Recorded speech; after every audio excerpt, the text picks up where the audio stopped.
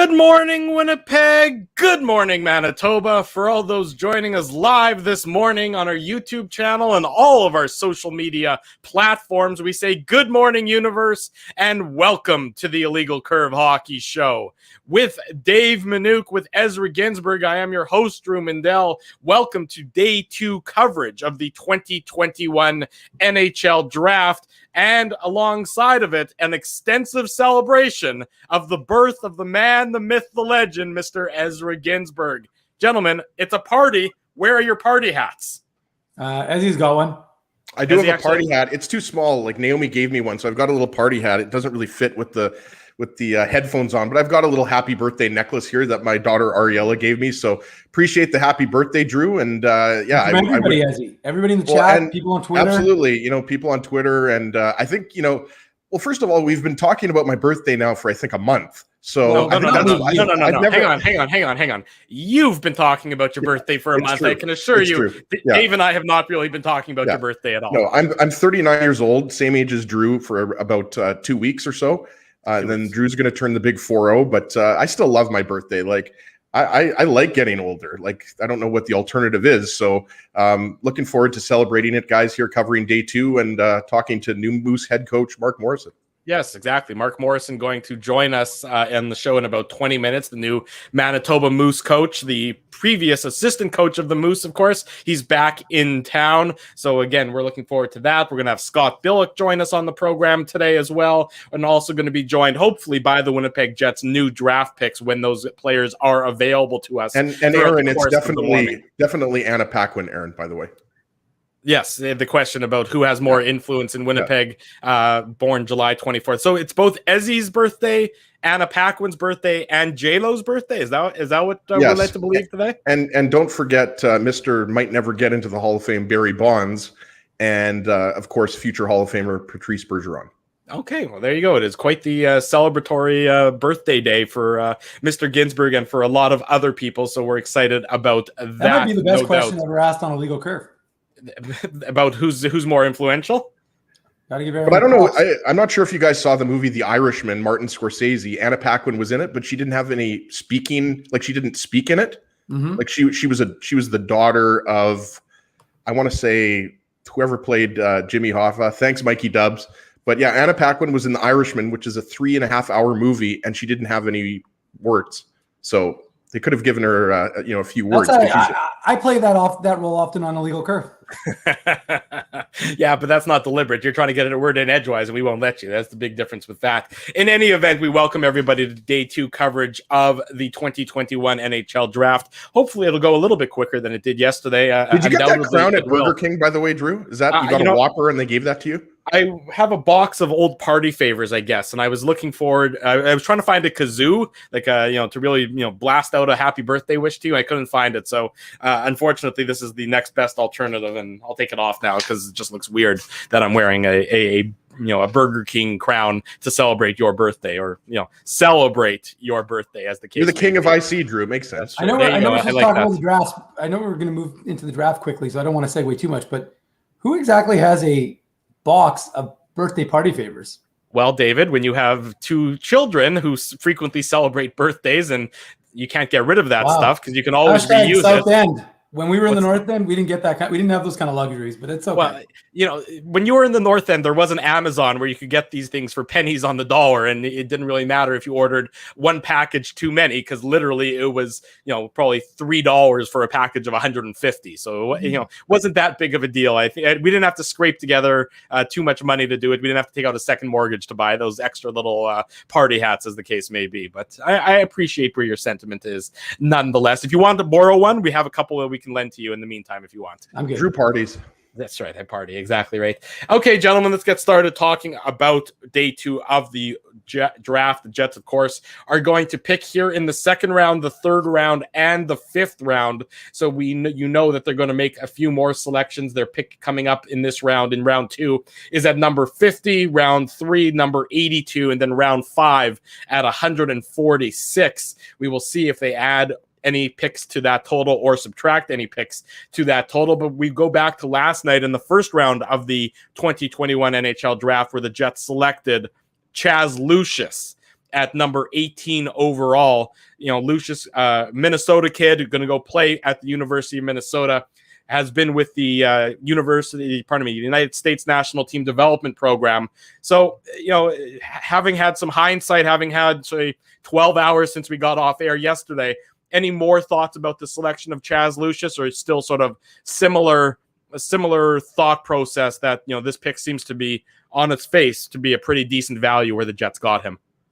Yeah, and not only that, I mean, we're not going to use the STEAL word, but I mean, you look at what Scott Wheeler put out on social media. I retweeted it. Like, he was saying that it's kind of, to him, reminds him a little bit of Cole Perfetti last year, right? Like, he was saying that he was one of the nicest kids in the draft, and you hear that, he might be, if he's not, the best pure goal scorer in the draft, he's, one of the best pure goal scorers that went in the first round. So, I mean, it looks like they've got a really good player. But going back to what we talked about with Craig Button, I mean, we're talking about 18-year-olds here, guys. So, I mean, even though, the potential is sky high, I mean, he's going to go to the University of Minnesota for at least a year. It might be, a couple years. Dave and I were talking about it after the show. Really, the only two players that have taken the college route and only spent 1 year there were Jacob Trouba and Kyle Connor, right? So it's always possible Chaz Lucius plays 1 year, but I mean, it's way too early to really predict how many years he's going to spend at Minnesota with the Golden Gophers. But yeah, it's looking like they've got another really talented player, and a guy that, even though he's a natural center, can play wing. So, when you consider guys that the Jets haven't had a lot of high first-round picks, like 10th overall is the highest they've had recently. But they've got Shifley, I think. Exactly. And obviously in 2018, they didn't have the first-round pick, and then 2019 was obviously a later pick, taking Heinola. So, they look like they have a really good player, but it's going to be interesting to see where they go here, because as we talked about yesterday, once you get into the second round, we've heard of a few players like, Atu Ratu is one guy that we're expecting to go in the second round. Winnipeg's Connor Roulette, he might be a second round pick out of the Seattle Thunderbirds. But, most of these guys, we've heard of, but we've never seen play. So in terms of, who the Jets are going to take in the second round and the rounds after that, it's a complete mystery to me. And I think all three of us.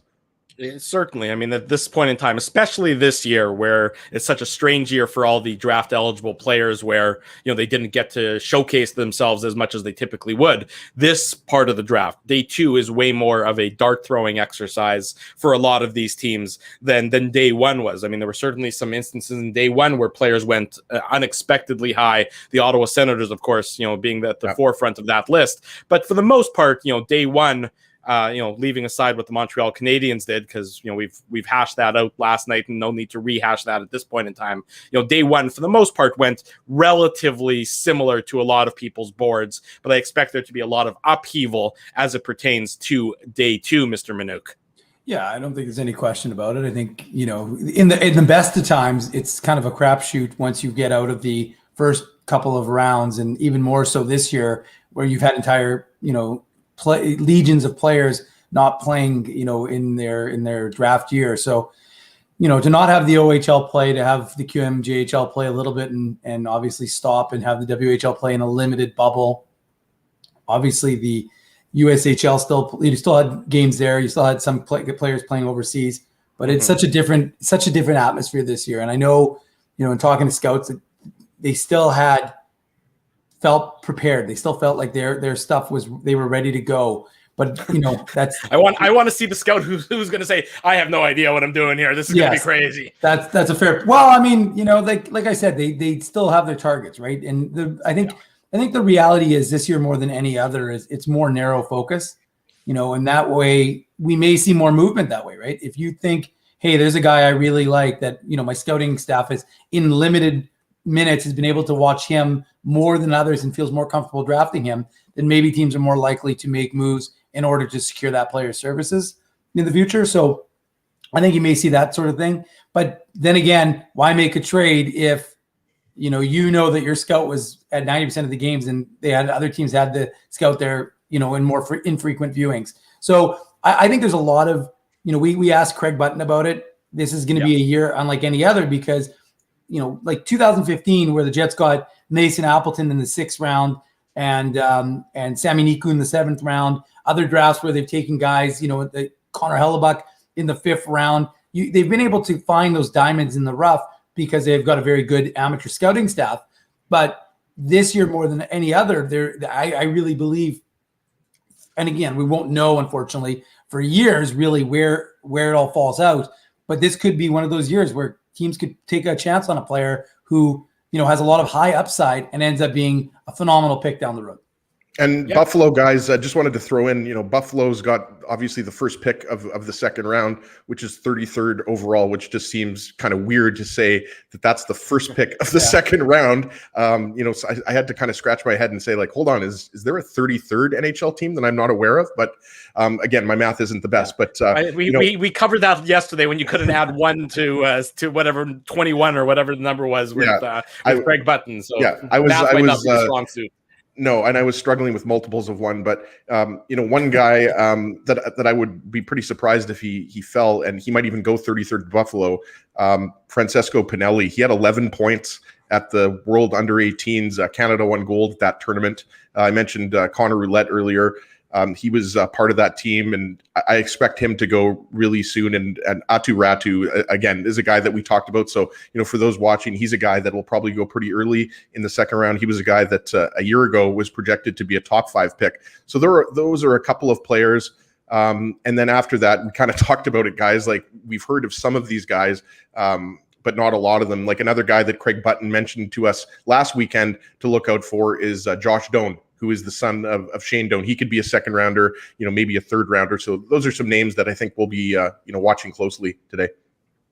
Yes, exactly right. That was the player that I'm going to keep an eye on, because Craig was very high on him, thinking that that's a guy who's, certainly not at the forefront of a lot of teams' draft boards, but given the pedigree and given, Craig, look, if Craig Button, who joined us on yesterday's show and has joined us really throughout the course of this last month and getting ready for the NHL draft, and we certainly appreciate Craig's time. If Craig Button tells you to watch out for a guy, that's usually a pretty good indicator that you should keep a close eye on him. And you wonder if the Jets might be in a position to draft the son of Shane when their turn comes up in number 50. In case you're wondering, the 2nd round has not yet begun because the NHL is trying to kill us all, clearly, with dragging this out as much as possible. Apparently they needed to wait, I guess, a solid 20 minutes before they could start day 2 of the draft. But we will keep you abreast of all the moves, of any interesting moves that when they get made. I guess an interesting move that we got to talk about before Mark Morrison, new Manitoba Moose head coach, joins us in a few minutes, is the news out of Colorado from earlier today. Cale Makar signs a 6-year contract with the Colorado Avalanche. He's going to get paid, and then he's going to get paid again in 6 years' time. 6 years, $54 million, $9 million per season. An interesting approach, I would say, from the Avalanche perspective, in that they don't really screw around, they don't mess around, they don't try and use whatever leverage they may have with an RFA defenseman. They said, this guy's going to be one of the best. He already is pretty close to one of the best. We're going to pay him, and then we're going to revisit this 6 years down the road from now. Yeah, and the contract is announced not that long after Miro Heiskanen signed his contract with Dallas. Yeah, Burnaby Joe was not messing around here. A little bit surprised, though, guys, that it wasn't an 8-year deal. Like, there must have been, a reason for that, because I have to assume Makar's team wouldn't, if you're Makar, wouldn't you rather go back to free agency at what I think is going to be 28 when he hits free agency rather than 30? I mean, you're 28, you still got a good number of years left. You can go for another 6-year deal at $54 million. No, and what I meant was more so from the team perspective, right? Like, obviously it takes 2 to tango here, guys, but I thought it would be 8 years similar to Miro Heiskanen, and you're right, Drew. Like I was talking right before we came on air, because I didn't know about the Makar contract, because I believe it happened late last night or early this morning that it was happened about an hour ago. Yeah, so it happened about an hour ago. Sorry, guys, I was obviously doing a little celebrating, having a couple Rice Krispie squares that my wife and daughter made me, but. Makar is a guy that I think is absolutely, a future, Norris finalist, Norris winner. He reminds me of Scotty Niedermayer. Obviously, they're not the same, exact player, but, same type of skill. So, not surprised that he got the big contract from Colorado. And we'll talk more about the contract that Cale Makar signed throughout the course of this morning's program. But we're pleased to welcome to the show the new head coach of the Manitoba Moose. Mark Morrison joins us. Mark, good morning. Nice to see you. Thanks for joining us, and welcome to the Illegal Curve Hockey Show. Hey, it's great to be here. Thanks for having me, guys. It's a little bit early for me out here on the West Coast, but I'm going to get used to it. Yeah, you got to get used to the Central Time Zone. That's where you're going to be residing for the foreseeable future as the new head coach of the Manitoba Moose. I guess, Mark, sort of first of all, as I mentioned, congratulations, and walk us through how this came to be. How you had been the assistant coach for the Anaheim Ducks for the last number of years. Of course, your ties to the True North organization and the Manitoba Moose are long and storied. What was it like getting the call from the True North organization? Gauging your interest in becoming the head man behind the Moose bench. Well, super excited. I mean, if we go back 10 or 12 years from the old Victoria Salmon Kings, we were affiliated with the Moose and the Vancouver Canucks, where I worked closely with Craig Heisinger. So, and then I got the assistant job with the Moose, but they were at that time where we were in St. John's, the Ice Caps, and we moved from there. Then a couple of years with the Moose in Winnipeg. So, yeah, I've spent my time with True North, and I've enjoyed my time. I think when I got the call, I was super excited. Something I've wanted for a long time, that position. I like the development process. It's kind of who I am. So yeah, really happy.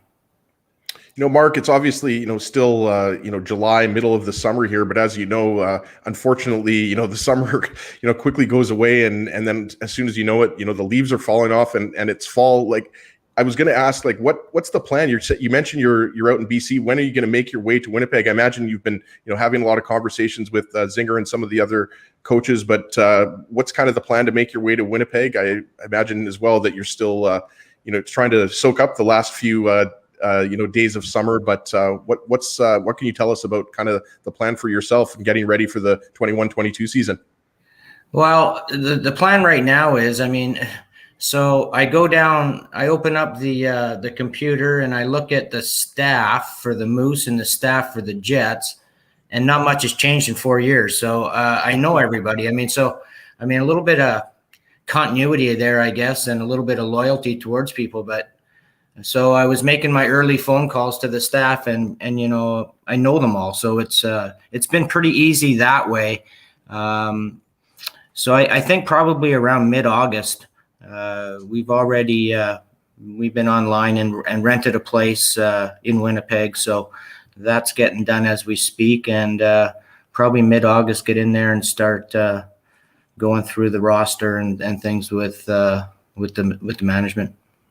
And Mark, like you said, the roster with an AHL franchise is more in flux because you have to wait for training camp with the Jets and all that stuff. But how exciting is it for you from the perspective of seeing the schedule come out, the full AHL schedule yesterday, getting kind of an idea? You're going to be playing Abbotsford first time in against that franchise.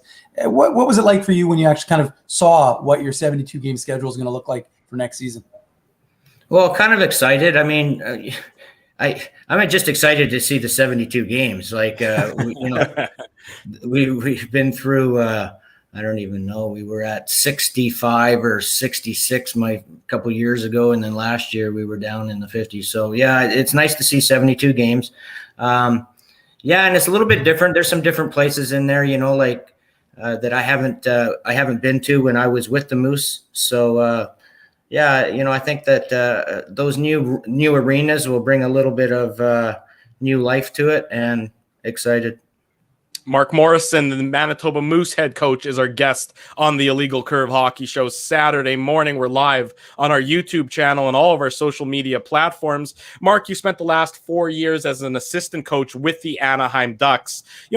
How have you changed, in your time since you were with the Manitoba Moose? Obviously, you were here as an assistant coach. You went to Anaheim to be the assistant coach at an NHL franchise. So how have you changed as a coach sort of in that time frame?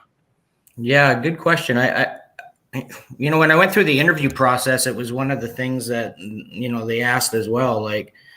And I think the biggest thing is, you realize how hard it is for a young guy to step into the NHL, like how he has to be prepared. Probably more prepared than I thought when I was an assistant with the Moose before. Like, NHL coaches are under the gun all the time. Every single shift is a big shift. So it's really hard for young guys stepping in to get ice time in the NHL. You have to be super prepared in all those decisions that you make, with the puck, through the neutral zone, turnovers. So if I've changed, it's just that I know that young kids now have to be super prepared before they step onto the ice in the NHL. It's hard. It's hard to get the trust of your NHL coach to play you. Mark, in your media availability, I guess that was either earlier this week or last week, I listened to it, and you mentioned that, Randy Carlyle's had a big influence on your coaching career. You also mentioned that, of course, Pascal Vincent has had a big influence on your coaching career. And, we've talked a lot about, the players that have gone through the Moose system that have gone up to the Jets. But from a fellow coach, what would you say makes Pascal such a successful coach? Because as we've talked about many times, the list of players that have, graduated from the Moose up to the NHL and had success it's a long list. Yeah, for me, Pascal's biggest asset was that he had a lot of patience. He knew there was a process to everything. He had patience with everybody. He found time for everybody. And it wasn't like a player would come in with an issue. It was a problem.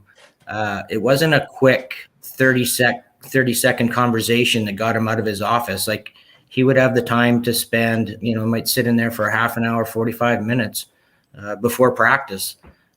There was nothing that ever pressured him to be fast and quick and just get the job done. It was a long process with everybody, including staff, utilized everybody. So for sure, I learned a lot from him. And Mark, you talking about fast and quick. Well, you talked about pace in your media availability and how important it was for AHL players to be at an NHL pace in the AHL. But we know it's obviously the AHL game can be a lot more chaotic than the NHL. That's not as smooth a game. So how do you as a coach ensure that players are trying to get to that NHL pace? Yeah, I think, Dave, that happens. It happens more in practice. Like, you really need to drive practice as fast as they can go, and not harp on a lot of the little things, but execution with pace. I found in Anaheim was one of the biggest problems that we had in the young guys getting called up. They could keep up with the skating and the pace at times, but could they execute the passes and grab the passes and make the move and get the quick shot away at pace? No. So I think that's something that we're gonna have to work on in practice. If a guy overskates the puck, that's fine. We're not going to harp on that stuff, but we want him to try to make those things at full speed. Mark Morrison, Manitoba Moose head coach, is our guest on the Illegal Curve Hockey Show. Saturday morning, we're part of day 2 coverage of the 2021 NHL draft. And I guess with the draft going on sort of in the background, Mark, how much attention are you paying to the draft today? I mean, some of these guys are clearly going to play for you, ideally one day. So, from your perspective as a head coach, how much attention do you pay to these players that are being selected? Well, yeah, I like to know. I mean, to see who might be coming through. Maybe they bypass the Moose. I know. I listened to Chaz's interview there on the TV, and I mean, scoring wise, sounds like he's got a great shot. He's got some leadership capabilities to him, and I heard the word teammate come up with some friends that were discussing him online today. So, real important things. And again, something that I learned from Anaheim is the importance of when a young guy comes up, how he fits into the group and what a great teammate he has to be. And some of those qualities I heard yesterday about Chaz. So pretty excited about that. Mark, earlier you mentioned that, you were looking at, the staff of, True North Manitoba Moose. And not much has changed there. I wanted to ask you about, the players. Like, we know that obviously the lineup isn't complete right now, and there's going to be a lot of movement between, the AHL and the NHL. But are you at that point yet where you're kind of, doing some research on some of the players that are going to be in the Moose system, or is that something that you're still going to wait a little bit to kind of get yourself a little bit more familiar, especially with some of the veterans that are going to be back next year? Yeah, I haven't I've got a little bit of information from some of the staff, like, the equipment managers and the physios and the trainers, and to talk about some of the players, but we haven't gone over it with management yet, or the other coaches haven't gone over the roster, but starting to get a feel about just, who's good in the room and a lot of the teammate stuff. But as far as the on ice product, I'm not there yet. I've got one of our staff members, Richard Bouet, sending me some games on video to watch, but haven't got there with the roster yet. Richard's the video guru for the Moose. He's a great guy. He gets it all done.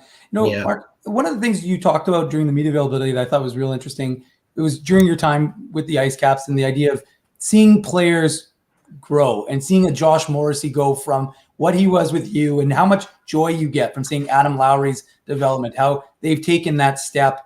And maybe you could just share that with our audience more, who aren't maybe necessarily watching that media availability, just that idea of watching these players, these young guys come into an organization like Lowry, like Morrissey, and now seeing what they're able to do with the Winnipeg Jets.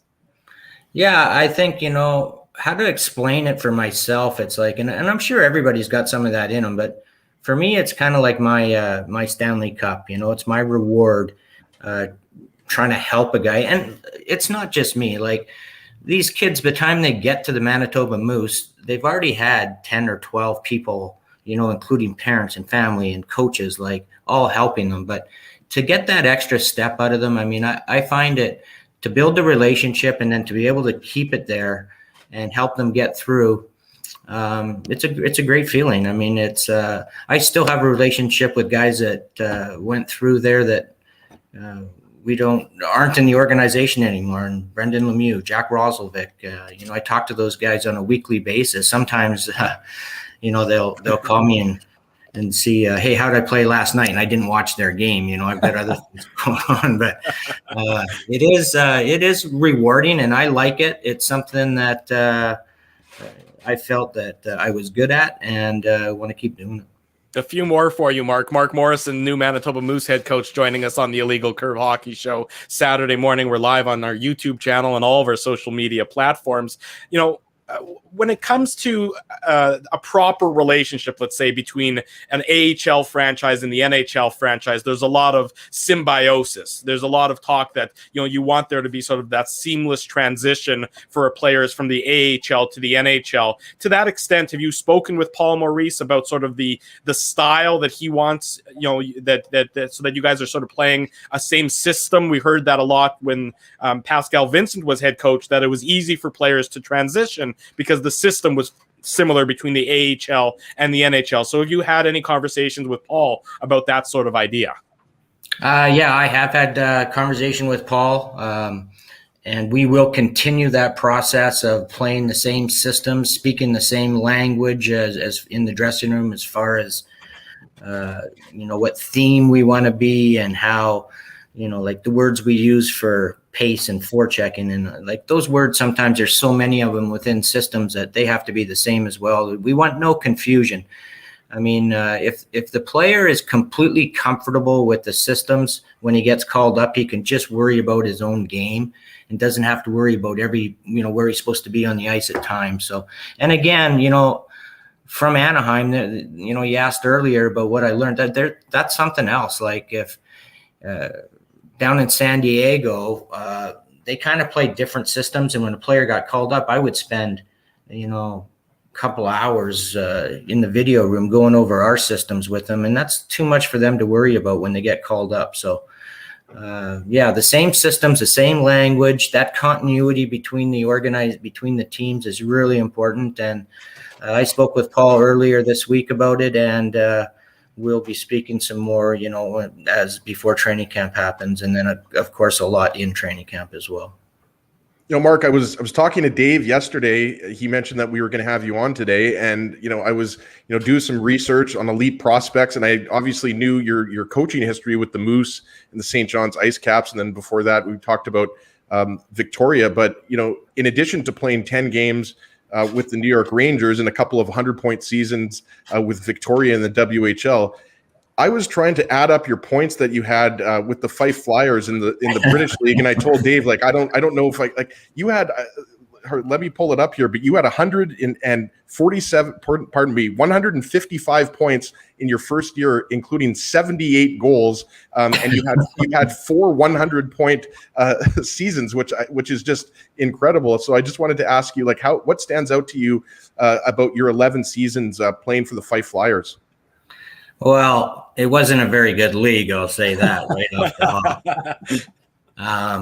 No, I mean, I don't bring it up a lot. I spent about 20 years in Europe playing because I was with the Canadian Olympic team and national junior teams and traveled to Europe. So I was comfortable with going to Europe, and I don't talk about it a lot, but some of those, like I was a player coach in Fife for the 10 years, I don't put the coaching the Fife Flyers on my resume ever, but it does. There is some, situations there that probably give you experience and dealing with European players. And so, I mean, there's a connection there. If you go through all those numbers on those Fife Flyers teams, who played on those teams? Laurie Boschman and Doug Smale were teammates of mine there. And so there's a connection to Winnipeg. Somebody in our chat actually mentioned that. I'm not sure if you can see it, but we have a chat window as well. And it looks like Craig Zamzo. So shout out to Craig. He mentioned that both you and Doug Smale posted 60 goal seasons as line mates playing in Fife a few years back. Yeah, that's funny. And Doug always, and then Doug brought Laurie over for like a half a season or something like that over there. And I heard a lot of Winnipeg Jets stories. Mark, I just wanted to ask you about the idea of a culture of winning. Everybody wants to win. You're a head coach. You're competitive. Winning is so important, but development, obviously, they kind of go hand in hand. And that's the question I have: how important is having a winning culture? We saw last year with the Manitoba Moose. At the end of the season, they went on like a 13-game, winning streak or point streak, I should say, because there were a couple of overtime losses. But you could just see how much more excitement there was with the players, these young guys being in that winning culture. So how important is it? Because you can develop and not win, but how important is it for development to have a winning culture? Well, I think, it's huge, Dave. Like, I think development, like when you have a winning culture, it's so much easier to come to the rink. It's the whole atmosphere is more upbeat. You want to work harder in practice. You want to work faster in practice. So, I mean, the winning culture is huge. And I know it's hard to build when you're developing, because you need to put those young guys on the ice in all sorts of situations that might cost you the game, but that's them learning. But there's a fine line there, and you need to always be preaching the win, because the winning culture, I would say, it's like it fast tracks the development. It's like, how everyone always says, like, where these kids develop the most is in the playoffs, because that's the fastest hockey you can play. And that's our goal. We want to get there, and we want to play that fast-paced hockey that fast tracks the development. Mark Morrison is the new Manitoba Moose head coach. He's going to be making his way to Winnipeg in the next month or so. We look forward to seeing you on the ice as part of our Moose coverage. We do cover the Moose extensively as well, Mark, and we appreciate your time, and congratulations again on your appointment as the head coach of the Manitoba Moose. Thanks very much, guys. I enjoyed the convo, and I'm sure we'll have more. I'm going to go fishing. Wait. What are you fishing for? Salmon. I was going to say, he's a former salmon king. There you go. But hold on. The question is, are you stream fishing, or are you offshore ocean fishing? I'm ocean fishing. Okay. See, these are distinct questions that we have. Yeah. We can do a whole separate fishing show, Mark, anytime you want. Yeah. Mark, we still don't have any salmon. We've got lots of walleye in Manitoba, but no salmon. I know. I actually love ice fishing, so that's good. All right, guys. Thank you, Mark. Take care. There he goes, Mark Morrison, Manitoba Moose head coach, joining us on the show on this Saturday morning. A great interview. Mark just made me want to go fishing. Yeah, I know. I was going to say that. I'm not going to say I was eating smoked salmon before the show, but a little lox for breakfast there, Dave. Someone's doing well, Drew. I was going to say somebody's been embezzling from the illegal curve. There's no money. Sorry, but I had a great breakfast. Hang on, we mentioned him earlier on the show, Josh Doan. He just went to the second most appropriate place after Winnipeg. That's to the Arizona Coyotes at number 37 overall. Oh, wow. So Shane Doan's son playing now for the Arizona Coyotes, taken in the second round, 37th overall. So that's a lot of symmetry there. That is pretty good. If you're interested in that kind of thing. But that was a hell of an interview with Mark Morrison. We're going to have it available, of course, on our YouTube channel. I'm sure Dave M will work on that. We'll have it available on our website, and it'll be available, of course, on the podcast and the replay of this show. So really nice to hear from Mark. Well-spoken, seems to be quite able to follow in the footsteps of Pascal Vincent as Manitoba Moose head coaches. Good communicators. And that's almost what's key. I mean, I think it's key for a head coach at any level to be a good communicator, but especially in that developmental stage at the AHL level, where you're trying to really get players oftentimes to that next level, especially if they're the young guys. Cole Perfetti very well might spend a lot of time with Mark Morrison this season if he's not a member of the Winnipeg Jets. So great to hear from Mark. And I think that, Drew, is such a key point. I think that's like, when you hear a guy talk about how much pride he takes in, if you're a Jets fan and you hear a guy like Mark Morrison talk about how much pride he takes in Josh Morrissey, Adam Lowry, and not just the guys who obviously end up in the Jets organization, but in Jack Roslovic, Brendan Lemieux. I suspect it was Brendan Lemieux calling and asking about what he thought of his game. That sounds like a very Brendan Lemieux thing to do. So, but that to me is the key from a development perspective. Is that's what you want. Pascal Vincent was like that in terms of his philosophy, in terms of developing these young players, and obviously Mark Morrison in that same vein. And if you're a Jets team who relies on these players going from the AHL to the NHL as much as they do, that's going to be key for the next few years. Exactly right. Let's take a break. We'll come back. Much more talk from the 2021 NHL draft. The Jets are about doing some simple math, are about 13 or so picks away. So we'll be bringing you that pick when it's available. 2 hours. Yeah, hopefully not 2 hours. Some of us have things to do at some point in time during the course of our day. But Mark Morrison, a great guest. We'll have more great guests throughout the course of the show, and we'll also play our availability from yesterday with Chaz Lucius, the Jets' first-round pick. Much more to come. You're listening, you're watching, you're chatting with the Illegal Curve Hockey Show. We're live on YouTube and all of our social media platforms. Keeping Winnipeg laughing for over 30 years. Rumors, Canada's longest-running comedy club, bringing you the biggest laughs from the best comedians on the planet. Jerry Seinfeld, Chris Rock, Jon Stewart, Dennis Miller, Brad Garrett, the greats, and all the up-and-comers too. When was the last time you laughed out loud? Make it a great night out with friends, or book your office or birthday party. Even a fundraising event at Rumors. Get all the details and dates on upcoming shows at rumorscomedyclub.com. Hey, Drew. Ezzy, whoa, what a smile! Yeah, I got my crowns done at Linden Market Dental Center, and they whiten my teeth. I see. They're so bright that every time I smile, they go... We have hockey tonight. Do you have a mouth guard to protect those pearly whites? I sure do. Whoa, they even ting through the mouth guard. Linden Market Dental Center covers all your dental needs, from restorative to cosmetic dentistry, and will fit you with a sports guard for that active lifestyle. 877 Waverly. See lindenmarketdental.com. Hi, it's Drew from Illegal Curve here. Selling your home can be stressful, but it wasn't for me. Thanks to my friends at Zappia Group Realty, they made the process so easy. My home sold within 48 hours, and with multiple offers. Zappia Group Realty took care of everything with their exquisite customer service and attention to detail. If you want to sell your home for more in less time, get started by talking to Frank and Mauro Zappia of Zappia Group Realty. Online at zappiagroup.com. While you can't always count on your team winning, nor your favorite player scoring, one thing you can always count on is Bernstein's Deli. They've expanded their services because the team at Bernstein's Deli wants to accommodate your needs and keep you safe. Open Tuesday to Saturday from 9 a.m. to 6 p.m. to serve you. Head to your phone, in-store or online to shop for groceries or order meals from the restaurant, like the legendary Illegal Curve Sandwich. Just go to bernsteinsdeli.com. So you're a pizza person, you married a wing person, but somehow your kids are salad people. You can't pick your fam, but you can pick your BP meal deal, starting from $18.99 for takeout or delivery at bostonpizza.com.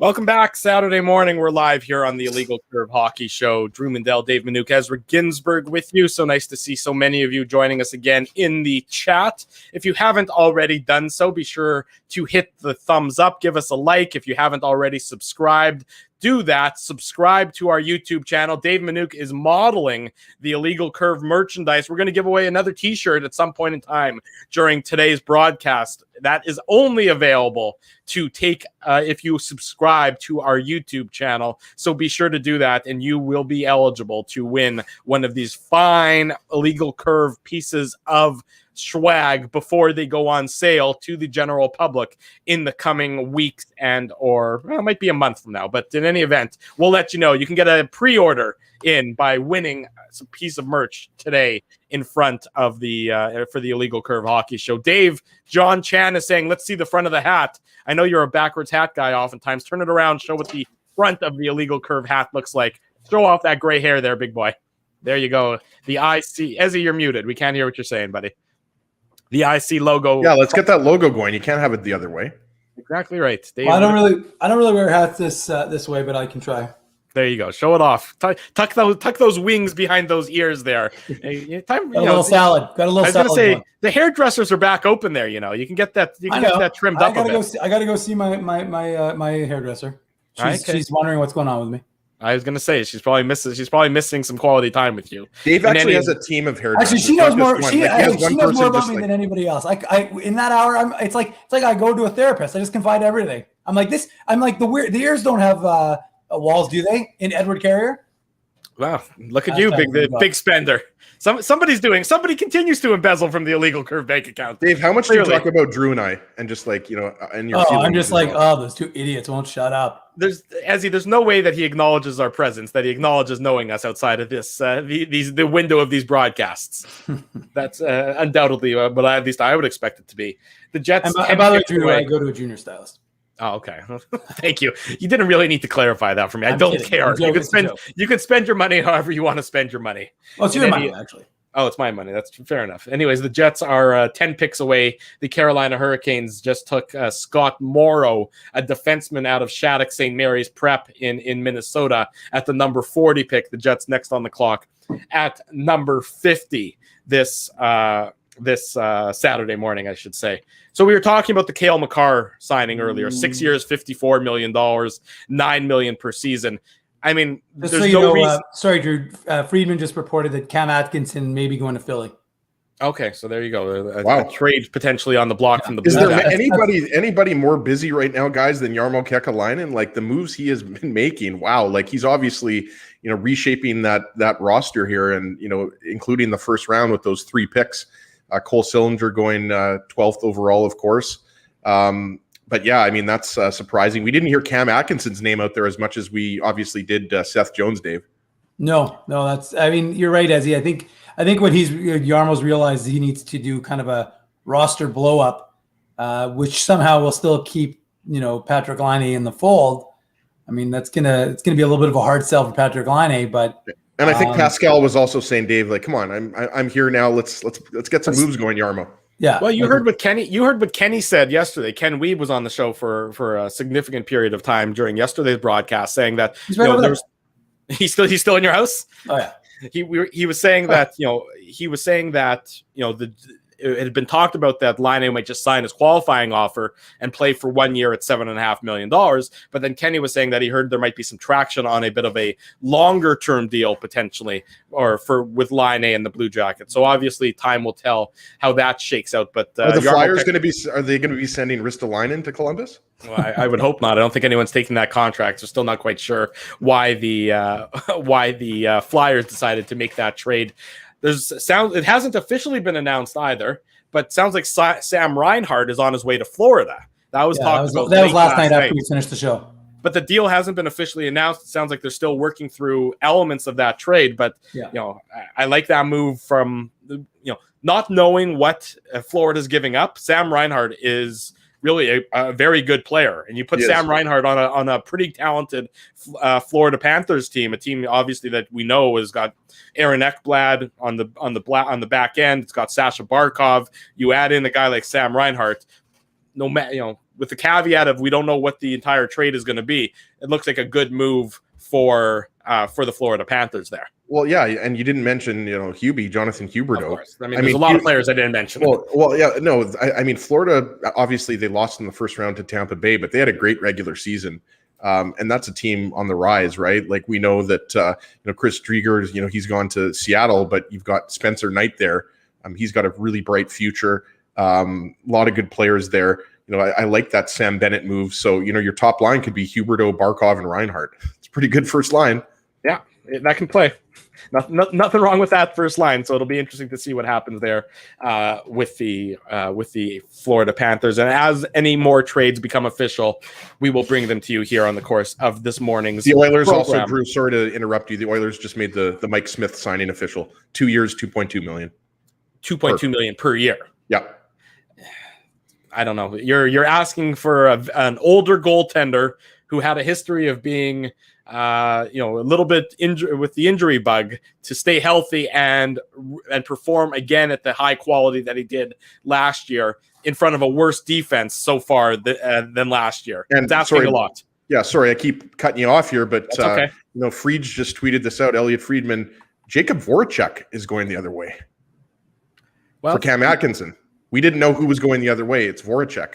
That's a big one. That's a blockbuster. Well, Voracek was left unprotected by the Philadelphia Flyers, and apparently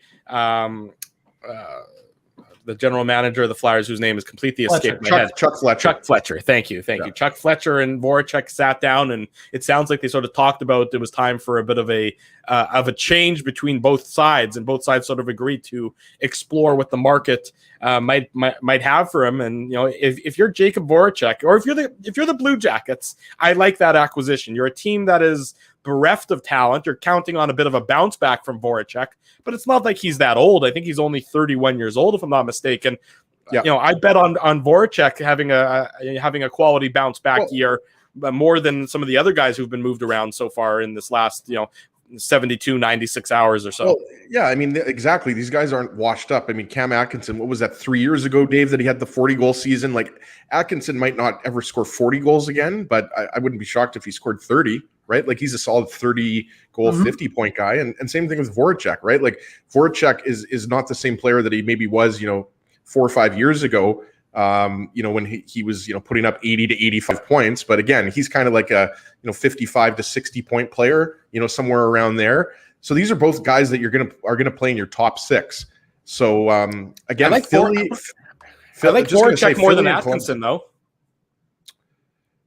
Yeah, I mean, it's like Voracek obviously, has, a bigger guy, can throw his weight around a little bit, but Atkinson is a guy that is going to contribute on your power play, good goal scorer, good finisher. I mean, I don't know if who I would take, to be honest with you, Drew. I kind of like that trade for both teams, to be honest. Well, that's a rare deal. In that case, you don't often see trades where, so far at least, you haven't seen very many deals with where both sides you would declare a winner. So far, they've been quite one-sided, most of the deals in the last 96 hours or so, Dave. Yeah, I mean, but again, like I said, oftentimes you have to wait a little bit before you start judging these deals and saying, this guy's the winner, this guy. I mean, we'll see, you can know it by next year, by this time next year, you can say, okay, you look back and you say, this team was clear winner. I know it's a function of the business and it's what folks do, but I always call it's a cautionary tale, because what may look like a terrible deal today could end up being a great deal tomorrow. Ottawa just sent the most recent pick to Drew. So we're at pick 42 now, and Ottawa sent that to LA for 49 and 136. Okay, so you're seeing some movement. You're seeing some teams move up to obviously take which is what we talked specific about, right? players. Yeah. Yeah. Especially this year, where there's a lot more, that you might not necessarily be completely confident in your draft board because of limited viewings of some of these guys. The Jets status quo so far, of course. If and when there's any news on that front, we will bring that to you. Cam Atkinson has 4 years left at $5.875 million cap hit, and Voracek 3 years at $8.25 million cap hit. So in terms of real cash, they're almost getting paid the same. Voracek getting paid about $1 million more than Atkinson, but for 1 year less. So I mean, there's it's almost like a bit of a maybe a change of scenery might do both guys good, is what you're seeing with that deal. And it's interesting, right? Because these guys are both right wingers, right? So I like those. I don't know if there's draft picks involved or other players. There might be, but if it's 1-for-1, I like those kind of trades, because even though Drew was kind of mentioning earlier, that he likes the Voracek maybe a little bit better than Atkinson. They're pretty similar players, right? Similar age. Like, these are more offensive minded guys. Obviously, they're pretty good defensively as well, but obviously, like, nobody's going to mistake Cam Atkinson for Sean Couturier, right? So exactly. I mean, new scenery, and I would be shocked if these guys both don't play top 6 roles for their team. Yeah, what worries me about the Atkinson one is, I mean, he's, like you said, offensive, and he's not afraid to mix it up, but he is undersized still. So he plays bigger than his numbers indicate, bigger than his size and his weight indicates, and you wonder if there's going to be if it's going to sort of result in him falling off the ledge a little bit faster than Voracek. But either way, it seems like an educated guess for both teams, and God bless the Philadelphia Flyers. Since we started doing this show, 13 years ago, the Philadelphia Flyers have been a consistent provider of news. Going way back to the Mike Richards, Jeff Carter, Dry Island days, which is going, look up Dry Island plus Philadelphia Flyers for anybody that doesn't know what I'm talking about. They have been a consistent source of news and have always provided us with content. So I want to pay a salute to the Philadelphia Flyers for giving us that throughout the course of the many years we've been on air here.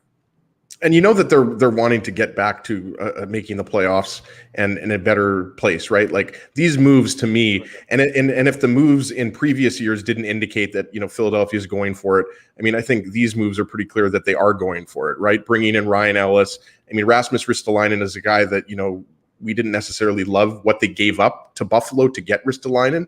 But bringing in Cam Atkinson, and obviously a big key guys to this team is going to be the play of Carter Hart, right? Like, Carter Hart struggled immensely last year in net, but I mean, I know Dave's really high on him, and if anybody watched him play for Team Canada at the World Juniors and followed his junior career, I mean, this guy, he's still in his early 20s, so he's going to be a key. But that defense with Provorov and Sanheim, we mentioned Ellis, Ristolainen, Justin Braun is there as well, right, guys? So I think that back end it's definitely better than it was last year. Well, hopefully Carter Hart will have more time to train in Canada this year, and his training won't be cut short like last year.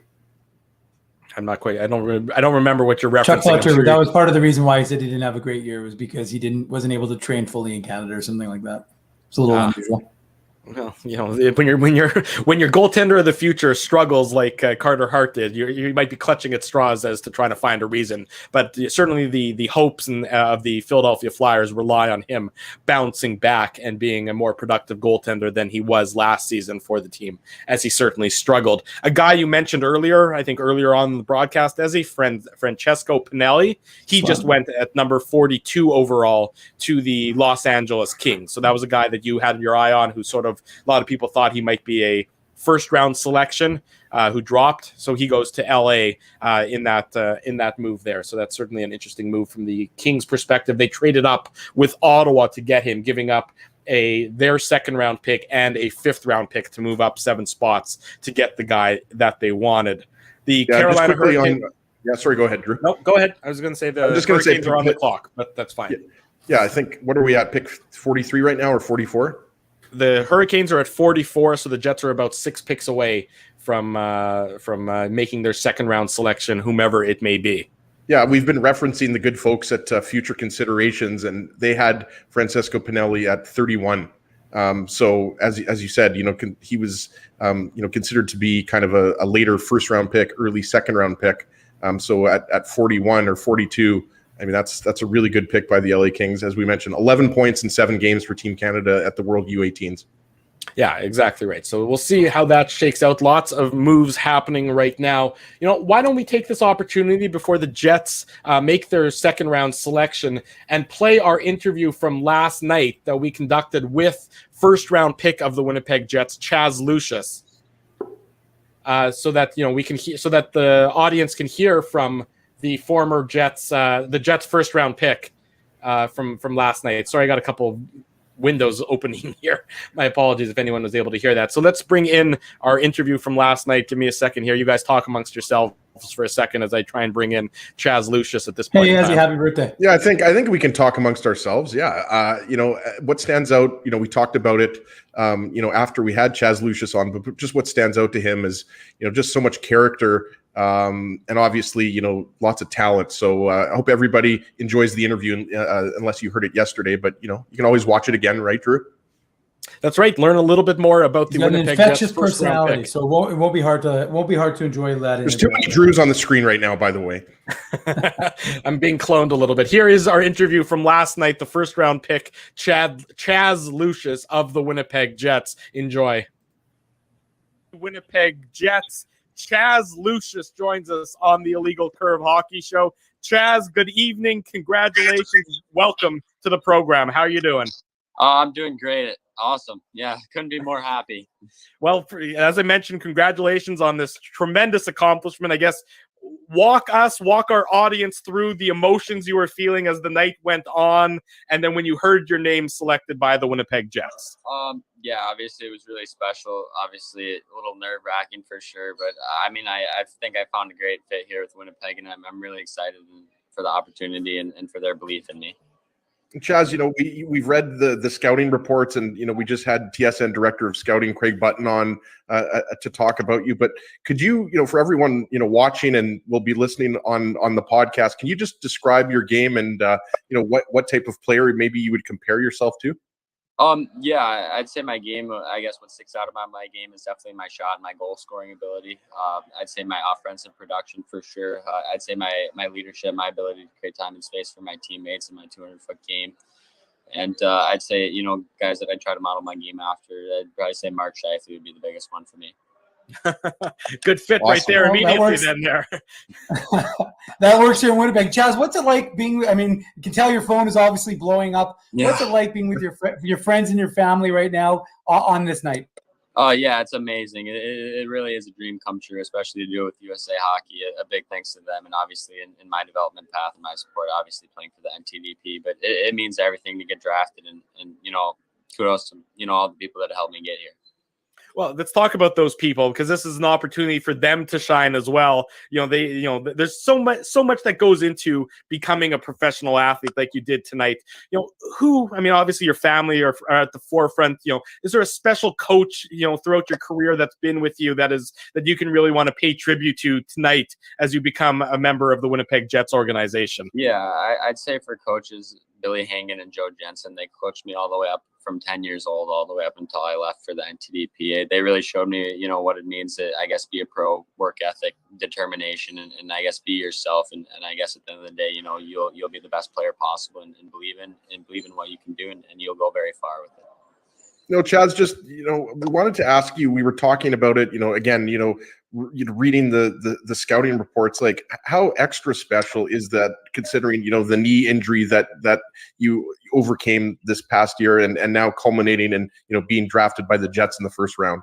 Yeah, definitely. It was about a year ago that I had my surgery. So if you would have told me that this was happening today, it would have been crazy to me. And but every day I worked hard and I kept training, kept preparing, and I'm really pleased with the opportunity that I have here at Winnipeg, and I'm excited when I get going. Well, Chaz, we don't lack for Minnesotans in Manitoba. There certainly are a lot of Minnesotans on the Winnipeg Jets Manitoba Moose roster. Is anybody that you're here, anybody in the organization you're familiar with? No, I haven't met anybody in the organization yet. No. You're off to the University of Minnesota next year. You're going to be a Golden Gopher. I guess why did you choose the Minnesota Golden Gophers, and what do you hope to sort of work on and have develop in your first year at college hockey? Yeah, the biggest reason for me, I'd probably say close to home is a big reason for me. The coaching, the players there, everybody pushing, supporting, and I think we're going to have a really good team next year, so I'm excited for the opportunity there as well. What is your, sort of off the ice? Obviously hockey is a passion, and it's probably bordering on a bit of an obsession, but, what does Chaz Lucius do when he can sort of step away from the game of hockey a little bit? Yeah, when I'm not playing hockey, I'm trying to hang out with my friends, family. Yeah, do whatever, golf, wake surf, fish, you name it. I'll probably be doing it. Sounds like a very... Yeah, no, I was just going to say, we'll have to, reserve the fishing questions for now, because Dave M is for sure the best fisherman out of the three of us. I don't have a lot of success when I'm out there. I usually am just drinking beer. But, Chaz, wanted to just ask you, like, what's the kind of the next few weeks going to be like for you, right? Because we're in the middle the summer right now, end of July, but things are going to pick up. I imagine you're going to be training and getting ready to eventually make your way to Winnipeg. Yeah, so right now I'm at the World Junior Summer Showcase for USA Hockey. So obviously that's the next thing on my mind right now in Michigan. We'll have games next week. So really looking forward to that and being back with a group of guys. And then from that point on, just continue to train, work hard, keep my skills progressing and keep my game progressing. And then I'll be on campus at the University of Minnesota starting August 30th. So I'm really excited. Chaz, how familiar are you with Winnipeg, Manitoba? Have you been up here before? And what's your knowledge base of the city and the organization? Yeah, I've been up there before for hockey tournaments all the time when I was younger. So definitely have been there quite a few times. That's good. You'll be familiar with the city in that case, Chaz. I guess the at this point in your career, you talked about the knee injury. You said last year it was at this time that you were going through the knee surgery. Can you maybe take our audience through the sort of the rehab process and what you had to sort of go through to get that strength back and sort of what caused the injury in the first place, maybe? Yeah, absolutely. So it was about 2 years ago. What happened was I took a puck to the knee and just the right spot to where as I continued to grow and mature, my growth plates kind of closed just right on the perfect spot of my knee. And then August 21st is when I had my surgery date. I just had a bone lesion in my knee. So what they do is they just go and scrape it out and then wait for the new bone to grow back. So that's kind of what they did for the surgery. And then the recovery process was really extensive. For the first 6 weeks, I was actually in a wheelchair. Just couldn't move my leg, couldn't walk, and also in a straight leg knee brace. And from that point on, I would do PT every day, go in a hyperbaric oxygen chamber. I don't know if you're familiar with that or anything. Yeah. Hours a day. That's really what kind of helped the recovery process speed up, of just kind of growing the bone back. And from that point on, I would skate for the first time in December and then play my first game of the season, second week of February. I know very well that I'm anytime I've had any injuries, I'm not an athlete, so they've never offered to put me into a hyperbaric chamber or anything along those lines. That's for sure. Yeah. Chaz, I'm sure you've got to go pretty soon. I'm sure that you have more than a few things to do right now, including a lot of celebrating. But you were just picked about 20 minutes ago or 30 minutes ago. What was that like leading up to that selection? Because obviously you most likely knew you were going to go in the first round, and you weren't sure where. But what were those kind of moments and minutes like leading up to the Jets? Saying your name and selecting you, making you a Jet. Yeah, obviously I was really nervous before they called my name, but they sent me a text right before the pick, so there was a little more relief for the pick and happiness instead of nervous energy. So I'm pretty happy with that. And, I mean, definitely nervous time for sure, but I landed with the right team, the right organization, and I'm thrilled to be a Winnipeg Jet. Awesome. Did you have an inkling that it was going to be the Jets, Chaz? Had they interviewed or they spoken to you in any of the sort of the pre-draft process? Yeah, I definitely knew that they liked me for sure, but obviously it's the other teams passing on you too as well, and that kind of happening. But I mean, like I said, I think this is the best fit for me for an NHL team, and I'm thrilled to be a part of the organization. Well, thanks for joining us, Chaz, and congratulations on your selection in the first round by the Winnipeg Jets. Thank you, I appreciate it. There he goes, so Chaz Lucius, taken by the Winnipeg Jets in the first round of the 2021 NHL draft. Congratulations again, Chaz, and thanks so much for joining us tonight. We'll let you get on with your evening. There he goes, Chaz.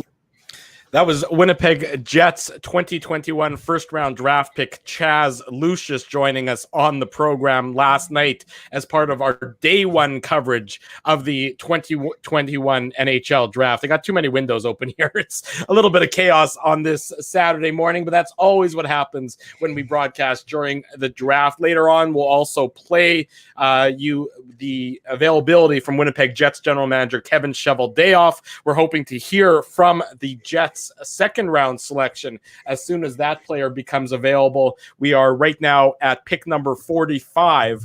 I honestly am trying to figure out if the NHL stops the clock when the broadcast goes to commercial, because they haven't had a pick in what seems like a good 20 minutes when they went to some commercial breaks. It's very odd at that point in time. In any event, the Calgary Flames have just taken William Stromgren out of the Swedish, out of Sweden. He's a junior player, big height, 6'3". The Jets are 5 picks away. The Philadelphia Flyers currently on the clock. Really did enjoy hearing from Chaz Lucius, and it's amazing how polished these guys are. And, really you can tell the excitement, and it's quite the accomplishment just to be sort of bubbling and you to hear your name called after all the hard work these players put in is really sort of it's a fun thing to be a little bit a part of.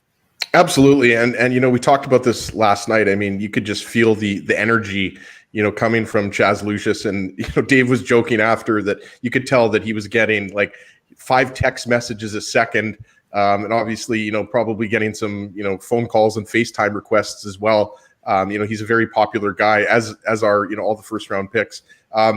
Wanted to also mention this, guys. Our good buddy Murat Atesh just tweeted this out. Logan Stankoven, who is out of Kamloops. I believe he was born in Kamloops as well. He was ranked 19th. We keep referencing the good folks at Future Considerations. They had a 19th on their list, and he also played for Canada, won a gold at the World U18s. He's still available, and Murat was joking how funny it would be if they had a small player, he's only 5'9", named Logan Stankoven, and a 6'7" defenseman named Logan Stanley. So we'll see if Logan Stankoven is available at number 50. Well, just getting back to the Chaz Lucius, I was watching some of his. I was doing some more research when I was working after the show ended, and it was funny to watch he had just did a bunch of videos for the University of Minnesota. His dad did as well, and you can just see a very humble family. His dad was telling stories because he was late to hockey. He didn't start playing hockey till he was 8 years old, and his dad was telling stories on this video about how his kid was like put on his equipment, and then he kept wiping out, and his skates ended up above his head, a couple of times. And he thought, oh boy, here we go. But then his kid just stuck to it, and obviously was able to turn it into an opportunity to be a first-round draft pick of the Winnipeg Jets. So you can see he's a solid kid. Another member of, Drew said last night, a member of the Minnesota Mafia. You got to be from Minnesota to play for the Winnipeg Jets. And again, that's not a bad thing, right? That's not a bad thing to have a lot of connectivity to these guys and make people feel like you're at home, you're comfortable, even if you're in a foreign place. So, a lot of young guys, a lot of the Nathan Smith, Dylan Samberg, now Chaz Lucius, these guys who are from Minnesota, in addition to obviously the older guys like the Blake Wheelers, CJ Cease, a Minnesota kid. So it's a lot of Minnesota roots here. Dominic Toninato. I could go on and on. Neil Pionk. Yeah, there's no shortage of Minnesotans. It's very true. I mean, I do think it is quite apropos that the Jets took a player from Minnesota and the Wild took a player from Winnipeg. In that being, of course, Carson Lambos, who went to the Wild in the 24, 25? I can't remember. The question is, though, are they both Vikings fans, though, Drew? Well, that's a good question. Well, we'll have to find that out and go at that point in time. Bill Daly just announced the Voracek for Atkinson trade. It appears to be a straight 1-for-1 deal, as far as I can tell. So just two guys looking to change teams and see if they can catch a little bit of lightning in the bottle. Just a straight 1-for-1 deal. The old hockey trade, you don't see them very often anymore. Absolutely. Shea Weber for PK Subban. Obviously Adam Larson for Taylor Hall, one of the most famous 1-for-1 trades. Yeah. Love the 1-for-1 trades. It's just a pure hockey trade. Aside, I was listening yesterday to the broadcast, that idea of that Adam Larson, the reason why he wasn't comfortable in Edmonton was because of that trade. And he never felt comfortable. He always felt like folks held that against him. And I just thought that was interesting, that he never really was able to get away from the stink of that. Well, it's interesting. I mean, it does.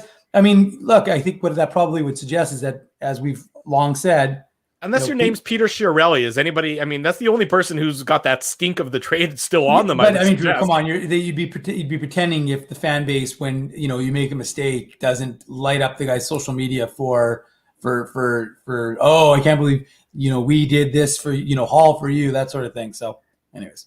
Logan Stankoven, as he just mentioned, just went 47th overall to the Dallas Stars. So as you had identified him, he goes to Dallas at number 47. That will be Logan versus Logan. You know what, Dave? I would be surprised if he wasn't a guy that Mark Hillier and the Jets amateur scouts were ready to take, because you read Stankoven's scouting reports, and it's just speed, great skater, pure goal scorer, playmaker, high hockey IQ. So Yeah, Stankoven, surprising that he went that late. Yeah, well, there he goes. He goes at number 47 to the Dallas Stars. I mean, you mentioned him earlier. Aatu Räty still on the board. This is a guy who a few years ago, was thought to be the number 1 pick in this draft. And clearly his trajectory has gone a little bit haywire. But at some point in time, if he's able to put it all back together, is he able to be a steal for a team taking him in the second round? Obviously, we find out about that. He's a big centerman, of course, Aatu Räty. The Jets 3 picks away. Dallas on the clock again. They have back-to-back picks at 47 and 48. Then you got to go with the Ottawa Senators at 49 and the Jets at number 50. So it's certainly getting close to crunch time for the Winnipeg Jets. Whomever they select, we're hoping to hear from him on the program sometime in the course of the next couple hours as we trudge along through day 2 of the NHL draft. And hopefully, like I said, hopefully this gets to pick up a little bit, pick up in speed. I can understand why the second round might be a little bit on the slow side still, but after this, rounds 3 and onwards, hopefully will be in fast forward motion rather than as slow as molasses as we've seen yesterday, certainly, and today. Yeah, it usually picks up. I mean, you've been to drafts, Drew. We've been to drafts. Like, that's usually how it works, right? We know the first day is the longest. Second round, is obviously shorter, but it's the longest of, rounds 2 through 7. So it'll pick up. And then once you get to rounds like 5, 6, 7, it seems like, the picks come in every like minute or 3 minutes, right? Another guy I wanted to mention, I know Scott Wheeler, prospects guru, him and Corey Pronman, do a great job. I don't know if we've ever had Scott on, but we've had Corey Pronman on. We used to have him on quite a bit. Sean Behrens, I don't know if I'm pronouncing it right. He's a University of Denver commit. He's also from the U.S. National Development Program. He's a guy that Future Considerations had, I believe, at 56th overall. So, kind of around, where the Jets are picking here, right? So he's another guy to look out for. Aatu Räty is the maybe Jets are on the clock. The Jets are on the clock. Another guy too, and again, I'm not going to make predictions here, but another guy to look out for. Maybe he goes right now to the Jets. Connor Roulette of the Seattle Thunderbirds also played on that Team Canada U18 team. Yeah, Ottawa took Ben Roger, a defenseman, at pick number 49. So the Jets right now are on the clock to see where they're going to select who the newest member of the Winnipeg Jets organization is going to be, who's going to be the second round pick this year after Chaz Lucius was the first round pick at number 18 overall last night. Going to be very interesting, of course. They've had some success with second round picks. They certainly have. They've had some success. Sandberg. Yeah. And guys, just wanted to also mention Sean Behrens. I didn't mention this, I don't think. Defenseman, left shot defenseman. So we know that the Jets are stockpiled on the left side with Heinola and Sandberg, but Behrens is a guy, as I mentioned, that Scott Wheeler and other scouts are expecting to go here in the second round. At this point in time, though, as you're into round 2 of the draft, you're not worrying about the position of the player. You're taking the best guy on your board. Exactly. I mean, who knows how these guys are going to develop? It's so many years away. I mean, best case scenario for a second round pick, they're usually 2 or 3 years before they're going to crack your NHL lineup, and that's right. Who knows how everything else is going to shake out at this point in time. So the Winnipeg Jets are certainly just going to be, should be just drafting whomever is top on their board, as opposed to worrying about if he's a right side or a left side or what his position may be. So it'll be interesting. The Jets on the clock ticking down as we get closer to announcing the Winnipeg Jets selection here on the Illegal Curve Hockey Show. A lot of people saying, are the Jets going to go with Aatu Räty? Is he going to be the guy? Because he's fallen to this point. All the talent in the world. The question has to do with his hockey sense. Now, the Jets traditionally, as a team, have put a high value on hockey sense. So is that a concern of theirs that his hockey sense might not be, his skill might be an A, but his hockey sense might not quite be there? Does that factor into their thinking as to whom the Jets select in the as they're on the clock, with the clock ticking down a few minutes to go here with their second round selection in 2021? Yeah, I think so. I mean, scouts are always looking at that, right? Like, we always, talk about, skating and offense and defense and everything like that. But I mean, they want to draft players that have all of it, preferably, right? So yeah, obviously Aatu Räty, we thought he would be a late first rounder, early second rounder, but I think the Jets have the pick in here. The Jets have taken a timeout. So that's didn't see that coming. That to me means they might have made a trade. That would tell me that they might have a trade in the works here, that they might be moving down maybe the stockpile picks, or if there's something, it would certainly sound like it would be quite delightful from our perspective if this turned out to be something a little bit more sizable than strictly a draft picks trade. But the Jets have taken a timeout that'll allow them and whomever they're talking to figure out or finalize an agreement or whatever might be brewing right now. Don't know, but we're keeping a close eye. I'm refreshing. I got the broadcast on my left monitor here. I got the Twitter on my right monitor here. I got lots going on here as we're a very interesting development. Fans wanted the team to do something. Well, they're doing something. Yeah, even if it's just taking a timeout. Yeah, even a timeout is exciting, apparently. Yeah. I mean, it'll be very interesting as we see over the next couple of seconds. Kenny, we've just said it's possible the team is just arguing over. Remember, there's different minds there that are debating as to who the team should be taking. So if perhaps there's two players that are of similar style and debate, the amateur staff could be arguing it right now. Yeah, but usually at this point in time, it's you have your list, of course, but I'm just saying, like, I'm just telling you, it's not necessarily just because it's a trade. I really, guys, just personally hope it's Aatu Räty. I just want to say that name thousands of times over the next few years. And it is worth noting that even though it is spelled Raty, it is Ratu. So it's not Ratty, it's Aatu Räty. No, it's not Ty Ratty. Well, I made the mistake last weekend when we had Craig Button on to preview the 2021 NHL draft. I said Aatu Räty, but it is in fact Aatu Räty. Yes, it is in fact a fun name to say. It is a bit of a fun name to say at the very least. What can I say here? The New York Rangers have officially bought out Anthony DeAngelo, which is not really what I would describe as breaking news. You knew that was going to be a case of what was going to happen ever since they basically banished him from the team earlier in the season after he got into a fight with, was it Georgiev or was it Shesterkin? No, Georgiev. It was Georgiev. So after an overtime loss.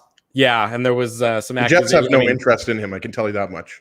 I'd be shocked if they had any interest in him, especially given the let's say the checkered history of maybe not fitting into organizations very well. And if you're a team that's trying to build culture, you would think that you would not necessarily be looking in the direction of Anthony DeAngelo.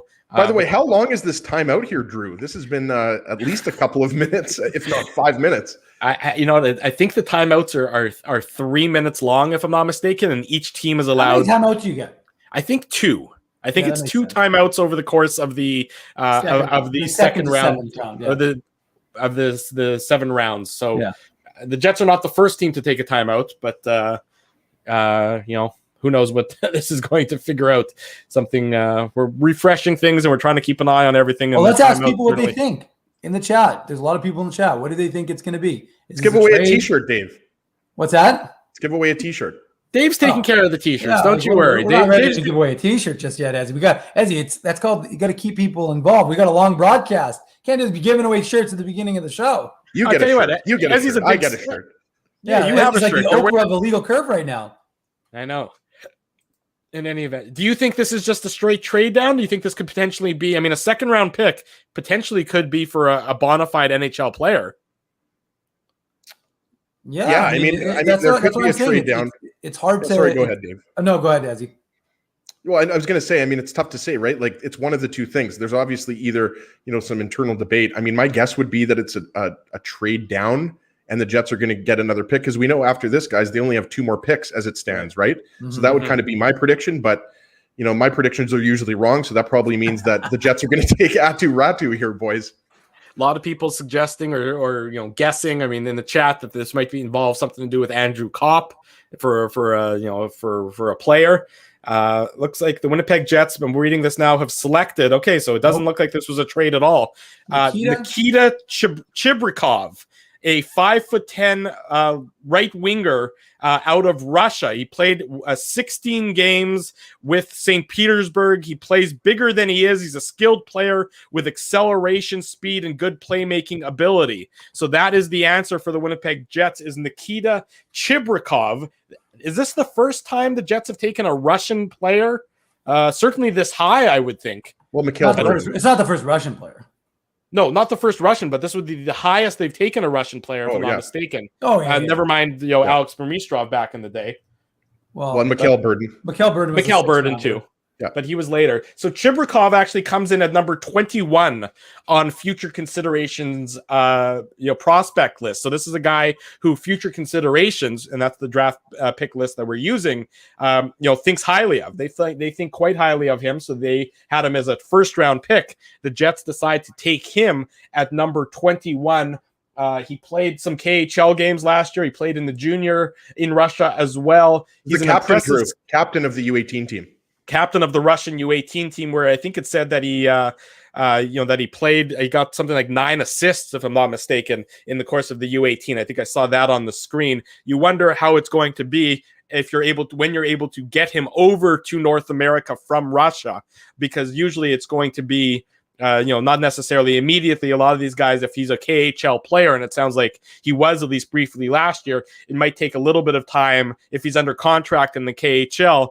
Maybe the Jets are sort of following along with what happened with Kirill the Thrill in Minnesota, although I think Kirill was a first-round pick, if I recall correctly, and seeing if he could end up being someone that eventually comes and makes an impact on the Jets roster. Just to answer your question, Drew, the highest picks by the Jets of Russian players, Mikhail Burden was a 6th-round pick, and Pavel Kravkovsky was a 7th-rounder, who they never signed, if I recall correctly. So we will see.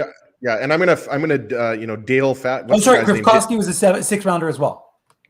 Well, forgive you. Daniel Dale fact check you. Kaprizov was actually a 5th round pick, so he was not a 1st round pick. But it seems like he's a 1st round pick because he won the Calder Trophy. But another thing to factor in here, guys, as Dave pumps out a little content for a little site called thelegalcurve.com. He's a guy that obviously we don't expect to step into the NHL, but you expect that if he was the captain of the U18 team, he's most likely going to be at the 2022 World Juniors, factoring in big time for Russia. So we expect, there's a good chance Cole Perfetti will play for Team Canada as well. And as you mentioned, Drew, number 19 on future considerations list. So it looks like, again, the Jets have maybe got, I'm not going to say the word, but a player that many expected to be a late 1st rounder, early 2nd rounder here. And just reading the scouting report from future considerations, they call him a skilled playmaker that has fearlessness in his game.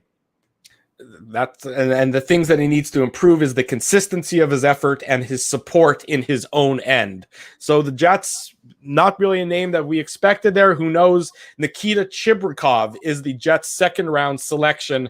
I'll be honest, I'm not sure if we're going to be able to get him on the show or not. What time is it in Russia? It's probably about 7 o'clock, 8 o'clock at night in Russia right now. I'm not entirely sure. We shall see if we are able to be joined by Nikita Chibrikov. Out of the 3 of us, whose Russian is the best? Probably, I'd say Dave M. All I can say is Niet.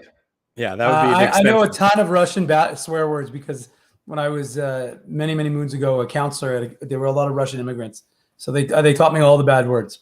So I know a lot of bad words. And did you teach them English bad words, or did you already know? No, did they know those already? Bad words. Okay, we were good with the Russian bad words. At least you were a responsible counselor in that way.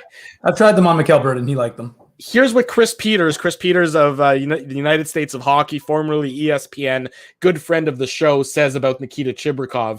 The most skilled player available. I don't think he means in the entire draft. I think he meant at this point in the draft. And one of the draft's best playmakers. He's got a little bit of a mean streak. He's under contract with SKA in the KHL until 2022-23. Chris Peters had him number 15 on his list. So, when you factor that in with the Chaz Lucius pick, the Jets get Chris Peters, number 10 and number 15 players at number 18 and number 50. So very interesting that there are some players, both Nikita, that the future considerations guys, Chris Peters, they're both quite high on Nikita Chibrikov, who the Jets were able to just pick at number 50. So very interesting to see what develops with him.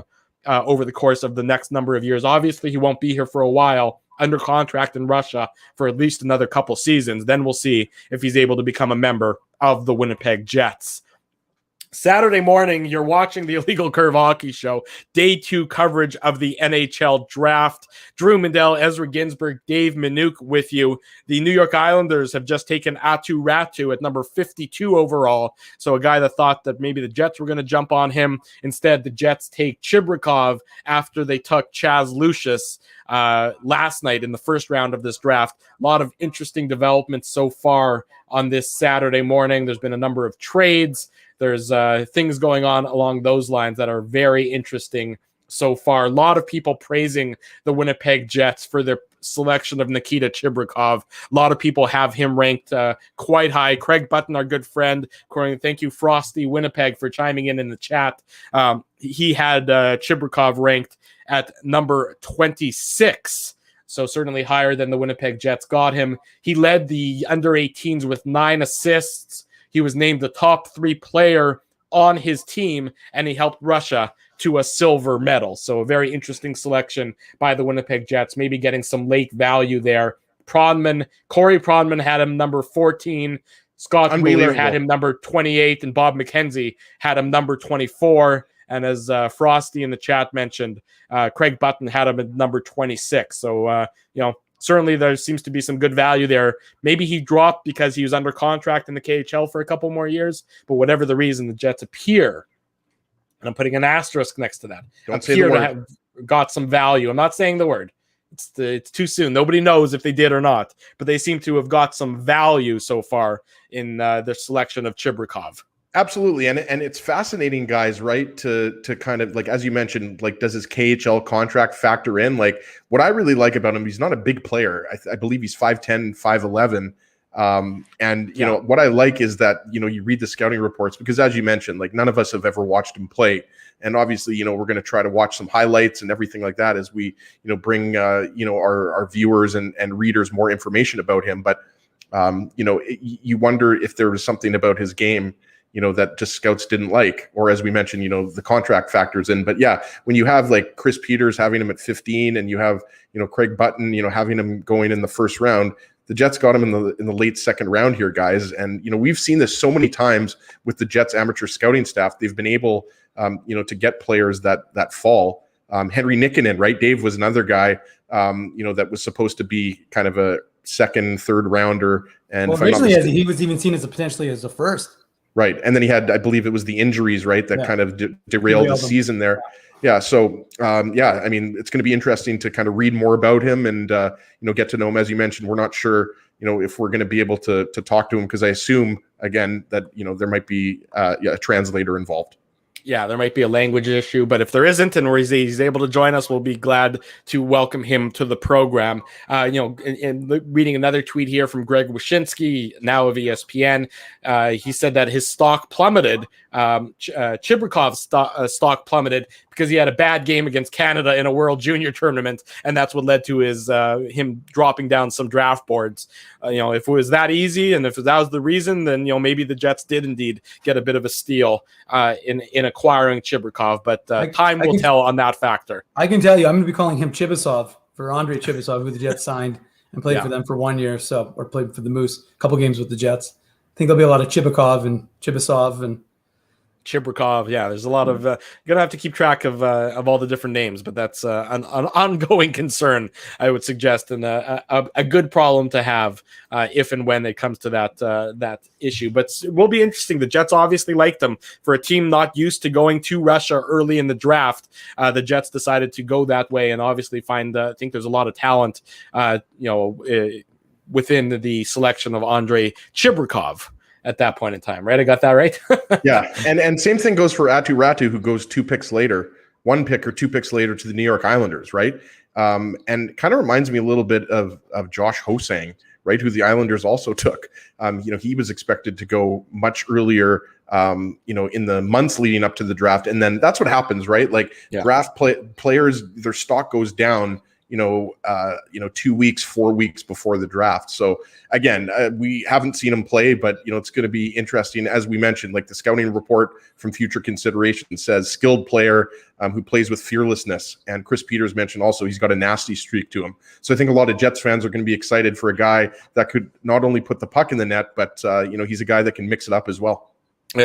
Precisely right. Scott Billick is going to join us, I believe, any moment now. So why don't we take a quick break? When we come back, our buddy Scott Billick is going to join us. Much more to come. The Jets are next scheduled to pick 82nd overall, so there's going to be a little bit of time in between. Hopefully things will speed up a little bit as we get into the late in the second and early in the third of the 2021 NHL draft. You're listening, you're watching, you're chatting with the Illegal Curve Hockey Show. We're live on our YouTube channel and all of our social media platforms. Keeping Winnipeg laughing for over 30 years. Rumors, Canada's longest running comedy club, bringing you the biggest laughs from the best comedians on the planet. Jerry Seinfeld, Chris Rock, Jon Stewart, Dennis Miller, Brad Garrett, the greats, and all the up-and-comers too. When was the last time you laughed out loud? Make it a great night out with friends or book your office or birthday party. Even a fundraising event at Rumors. Get all the details and dates on upcoming shows at rumorscomedyclub.com. Hey, Drew. Ezzy, whoa, what a smile! Yeah, I got my crowns done at Linden Market Dental Center, and they whiten my teeth. I see. They're so bright that every time I smile, they go, "We have hockey tonight. Do you have a mouth guard to protect those pearly whites?" I sure do. Whoa, they even ting through the mouth guard. Linden Market Dental Center covers all your dental needs from restorative to cosmetic dentistry and will fit you with a sports guard for that active lifestyle. 877 Waverly. See lindenmarketdental.com. Hi, it's Drew from Illegal Curve here. Selling your home can be stressful, but it wasn't for me. Thanks to my friends at Zappia Group Realty, they made the process so easy. My home sold within 48 hours and with multiple offers. Zappia Group Realty took care of everything with their exquisite customer service and attention to detail. If you want to sell your home for more in less time, get started by talking to Frank and Mauro Zappia of Zappia Group Realty. Online at zappiagroup.com. While you can't always count on your team winning, nor your favorite player scoring, one thing you can always count on is Bernstein's Deli. They've expanded their services because the team at Bernstein's Deli wants to accommodate your needs and keep you safe. Open Tuesday to Saturday from 9 a.m. to 6 p.m. to serve you. Head to your phone, in-store or online to shop for groceries or order meals from the restaurant, like the legendary Illegal Curve Sandwich. Just go to bernsteinsdeli.com. So you're a pizza person, you married a wing person, but somehow your kids are salad people. You can't pick your fam, but you can pick your BP meal deal, starting from $18.99 for takeout or delivery at bostonpizza.com.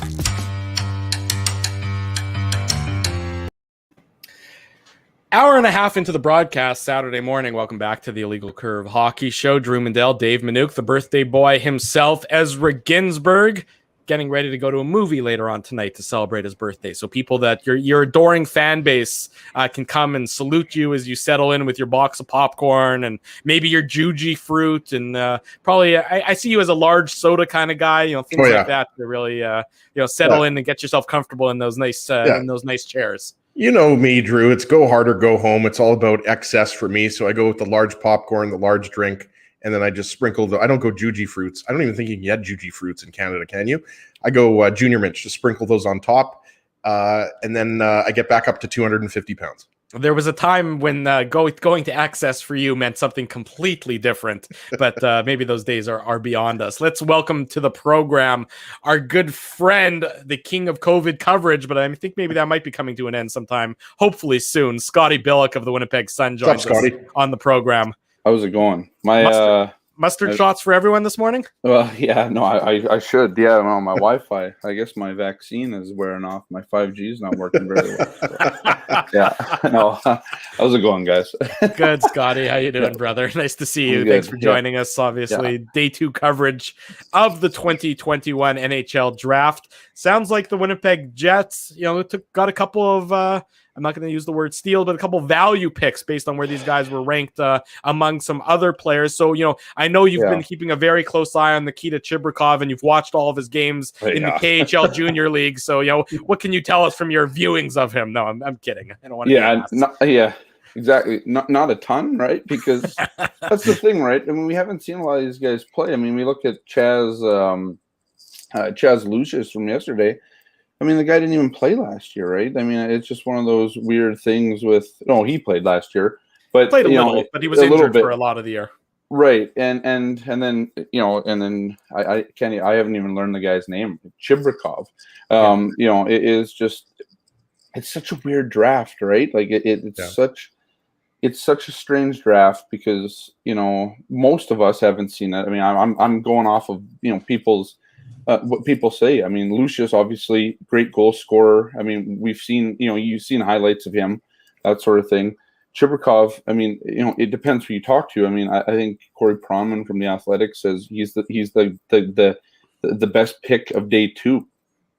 This is kind of one of those things where, okay, I guess we'll see. I mean, who knows? It's one of those weird drafts. Well, it's it's the only draft I think in our lifetime that will list like this one will be there's probably going to be steals up and down, the rounds, and we just don't know who they are yet because it's going to be interesting to exactly see who actually pans out here. So, but at the same time, based on what the scouts know from the first round of the draft, Chaz Lucius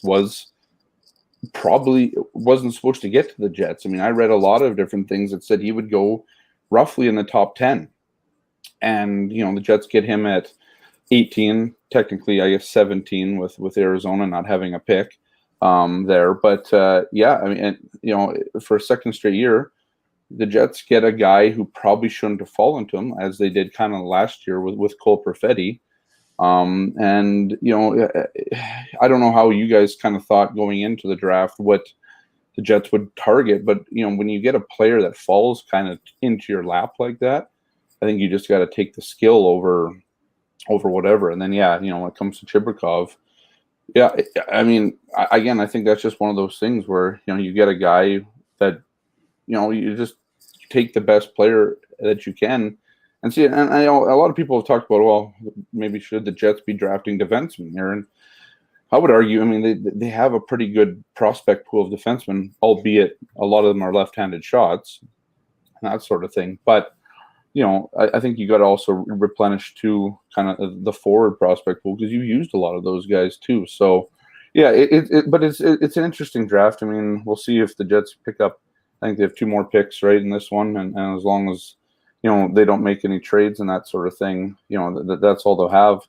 But I don't know. I mean, it's been interesting to watch just guys go what the pundits are saying about it and that sort of thing, and what you're getting in these late rounds. And one of the kind of things with the Jets when it comes to the draft is they've been able to find these quote unquote diamonds in the rough later on in the draft. The 5th round Connor Hellebucks, that sort of thing. So it's interesting, and I think this is the draft this year is the one prime for it, for those types of picks, because I just think it's been a very tough year to evaluate talent. I mean, I know Kevin Shovelday said they watched a lot of video and all that stuff leading into the draft, but I think there's a lot of this too. It's I don't want to say luck, but kind of like calculated luck, right? That you're just kind of hoping that your scouting and whatever you did see it was good enough, and then sometimes it's just like, I mean, this is the guy that we think will be there, and then that's largely the draft in general. But I think this year it's even more pronounced. Well, Scotty, sorry, Ezzy, let me just jump in there for a second. Obviously, there must have been a spirited debate going on at the Jets draft table because they took a timeout there. And usually, oftentimes you see a timeout and that leads to a trade because, you need to finalize the details or whatever. But in this case, it just led to the Jets selecting Chibrikov. And we obviously don't know the intricacies of that debate, but clearly you can piece it together that there must have been some, not significant, but must have been some debate going on in the Jets room about selecting Chibrikov or someone else before Chibrikov obviously became their selection. Yeah, and that's it. I don't know. I always wonder if the kind of the Russian player always fits into that, because there's always the worry with that. I mean, I remember listening to that. Is it Svechkov? I always want to say Svechnikov. But Fedor Svechkov. Fedor, yeah. And I thought there was, if I'm not mistaken, kind of leading into the draft, there was some kind of worry, right? Just because of, is he going to play in the KHL or that sort of thing? And so, but I think there is a bit of worry. But we've seen, Kevin Cheveldayoff, and there used to be that kind of worry, I think, too, about American players, right? Because they can go the college route, and then if they want to, they can basically play out their years there and then turn into a UFA. But I mean, again, he takes Chaz Lucius, 18th overall, and from the U.S. national program. The guy's going to the University of Minnesota. So he's, I think, they take the players that they think they are, the best players at their position, and they go from there, and you kind of work it out. And Jets have done a good job at that, by and large. I mean, if you look at a lot of the roster, it's those drafted and developed type of players in terms of, getting good talent, developing it, and turning into it. And, if you see, I mean, depending who you believe, if you look at the expansion draft, I mean, the Jets lost one of the players that they drafted and developed, and it looked like that they wanted Logan Stanley too, or Seattle might have wanted Logan Stanley. Other teams also too. Again, another player that they did. So, it's good to have those kind of assets, and in the end, it kind of shows the power of the draft, and Mason Appleton was a later round pick. So anyway. I'm just rambling on that sort of thing. But that's okay. You fit in seamlessly with the rest of us. That's what we've been doing for the last, the majority of the last couple nights. Right. Yeah. No, Scotty, just getting away from, the NHL draft here for a second. You mentioned the expansion draft, obviously, that, just took place, and, the second day of the draft is going to wrap up, and then quickly, we're going to get into free agency before we know it. Right. And we know that not only do the Jets have a few free agents that they've got to sign, a few RFAs, but we're expecting, if Chevy doesn't acquire a defenseman via free agency, then, it's probably going to be via trade. So, what do you see? What's the first shoe that's going to drop here? Is it going to be, Neil Pionk signing his contract? We expect it to be probably, 5 to 7 years here, maybe 8, but I think it'll probably be somewhere around there. And then Andrew Kopp, obviously, that's the big kind of piano that's, hanging over everyone's head right now, right? But what do you see happening here? Or do you see, a defenseman being acquired before the Jets lock up their two big RFAs here? Well, I mean, I think if you're looking for some of the big names, I think those are the guys that are going to be the ones that are going first. I mean, I'm interested. I mean, I don't think they're getting Dougie Hamilton because I just don't think he's going to sign here. I mean, that's just kind of thing. Would you love Dougie Hamilton to sign here? I think so. But that's a guy who's going to get 7 years and a huge contract, right? So it'd be interesting. I think the Jets are going to be targeting a defenseman first. I mean, I think Neil Pionk.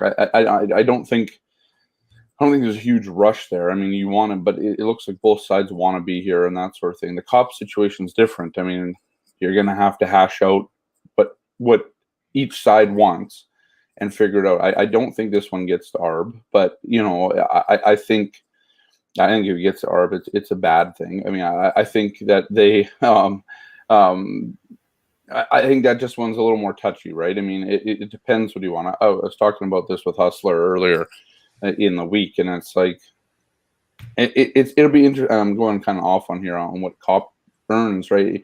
You look at that Ryan Nugent-Hopkins deal, like 5.1 AAV. I mean, that kind of sewered what Kopp probably thinks he should get, because Nugent-Hopkins just puts up more points, right? And so is Andrew Kopp a $5 million player, which seems to be the high end of what a lot of people might believe he's the guy. So I don't know. I think it's in that $4 to $4.5 million deal. I mean, I think you also look at what Adam Lowry signed for, and then you kind of wonder. But I do think Andrew Kopp has more value up and down the lineup potentially than an Adam Lowry does, just because he's a little more of a Swiss Army knife. We've seen him on the top line. We've seen him all everywhere, right? So, but I think those things are going to take time. I think the Jets are. I mean, the Pionk deal, I think it just figures itself out, and then the Kopp one, we'll see. But I think you got to start. If you want to improve this team in free agency, and you think you have a shot with a well, maybe a Hamilton, but probably not. But like David Savard or one of those guys, I mean, you got to go because those guys are going to be gone quick. I think this is the off season where you're trying to get those guys that you need. I mean, we've seen some weird deals, and that's the other thing that's interesting. I mean, I don't know what you think about that Vancouver trade or the Philly trade. I mean, there's a lot of trading going on. Not interesting much stuff. Well, yeah, but I mean, but like the prices seem astronomical. I mean, you see the Seth Jones deal. I mean, holy moly! I mean, you're giving up. As for a rebuilding team, I mean, you're giving up 2 first rounders, a second, whatever it all ended up being there. It seems insane, but so I don't know if you're getting it through trades either. And I think you're targeting a guy like, well, you don't have to target Ristolainen anymore because he's already gone. But David Savard, I mean, we talked about him a lot before the trade deadline about the Jets going and seeing if they could get him, acquiring him. He obviously went to the Lightning. Good on him, won the Stanley Cup. But maybe a guy like Brandon Montour. I've liked Brandon Montour for a long time. I think he's gotten the raw end of the stick in Buffalo. I think a lot of people have when you go to Buffalo. It's just it's been a rough a few seasons there for that team. So I don't mind. A Montour that's kind of like a lower pairing guy. And then you got to evaluate: are you playing Billy Heinon next year? Are you playing Dylan Sandberg, maybe to a lesser extent there? Where does Logan Stanley fit now? Is he moving up into your top 4? Does he play with Neil Pionk? And then do you just kind of find what are you doing with Tucker Pullman? It doesn't seem like they're going to re-sign Tucker Pullman as a UFA, but do you bring him back and have him as your third pairing guy? That's the thing, right? And you're kind of trying to figure out where your own guys are at. And I think Ville Heinola plays a significant role this year on the Jets' defense. But it will also depend, can you land a David Savard? And then that changes the math, right? I mean, it's just, you don't have the room. A lot of people yesterday are like, well, why didn't the Jets, go out and get Jake Bean, for a second-round pick? Well, problem is just you don't need a left-handed defenseman. I mean, you already have 4, maybe 5, vying for a spot on the defense right now. They really need right-handed shots, and so that's the guy that they'll be trying to find because after Pionk and obviously DeMello, I mean you need that third guy, and maybe DeMello doesn't play with Morrissey if you get a guy like David Savard. But yeah, so it's interesting. But I think they go for the defenseman that they need first before the defenseman that they kind of already have in Pionk, because I think that deal is going to be one of those kind of amicable ones. Like they'll sort that one out, and then the Cop one, it could go down to the wire, right? And as people will say what they will about Kurt Overhart, he's a good agent for the player, and that's what you want if you're the player, right? You want to get your max value, you want to do that sort of thing. I think the Jets make room for Andrew Copp, and they give him. I mean, you could see last year his value, and every year Andrew Copp takes a step forward. I mean, that's my belief. I've watched him since he got here, as you guys have. Every year he gets better as a player. I don't think this was a flash in the pan contract year. He'd played out of his mind and he's going to go back. No, I think this is a guy who was motivated. We've all seen Andrew Copp. He's a shredded dude. I mean, he's always ready, and he's always trying to improve as a player. So I just think that's just kind of, that's the player that you want on your team, and I think the Jets have to make room for him because he's almost captain material, right? I mean, I don't think he is the next captain of this team. After Blake is gone, it's probably Scheifele if he's depending on how that works out. But yeah, I think Andrew Copp is that's exactly he personifies what your team wants to be, and I don't think you want to lose a guy like that. Scott, the speaking of filling holes, and everybody's focused on the defense, and there's still kind of a question mark up front, though, of course, because in terms of top 4 wingers, right now in theory you've got Wheeler, Ehlers, Connor, question mark. Yeah, and now as per Darren Dreger, the NHL CHL are working out a deal to allow an exemption for players like Cole Perfetti to potentially play in the NHL the AHL next season. Obviously, he can play in the NHL next season if he's able to make the team. Yeah. But isn't that such a huge luxury for this Winnipeg Jets squad to have a player like Cole Perfetti, who obviously, like everybody knows, what he was able to do last year with the Manitoba Moose, but now to have that luxury to say, listen, we can try him. We could try him and Christian Vesalainen. We can platoon those guys in that second line. If they can't do it, we can put Andrew Kopp there. But the point is, it gives the Jets another option out of training camp for Cole Perfetti, that if he's just not ready for prime time, hey, we can send you down to the Moose. You keep doing what you were doing last season with Manitoba, and then you'll earn your way back up here. Yeah, 100%. I mean, I think as long as that goes through, the Jets are dancing because that's what they want, right? And, you know, as much as Kevin Cheveldaev said, oh, he loves the junior hockey league, that's great. Yeah, we all know that. But some guys are just beyond that league. And Cole Perfetti is obviously one of them, because if you look at how he played in the AHL last year, if he went back this year, sure, he probably scores 50, 60 goals and has that great stat line in his final year of junior. You know, good on him. But I don't think he gets better there. And that's the thing. So I don't know, because if you think Cole Perfetti, I mean, there's talk that, you know, this guy could play wing in the NHL, and, you know, that's the same thing with the Chaz Lucius, right? I mean, both of those guys are they're centers, but, you know, it's possible that those guys play wing in the NHL. So there might even be, and I know it's probably not going to happen, just how we know how this team operates with their young talent. But I also think Cole Perfetti probably gets, you know, those first 8 or 9 games right at the start of the year, if they don't have other options there, or if Cole Perfetti just looks really good in training camp, which, again, having played in the AHL last year and done as well as he did, you know, there is a good chance that Cole Perfetti could push for a spot if they're going to play him at wing here. And yeah, what a boon that would be, obviously. But at the same time, if it doesn't work out, and as long as this little CHL deal goes through, you know, it sucks for the OHL teams, especially, right, that don't get some of their best players back.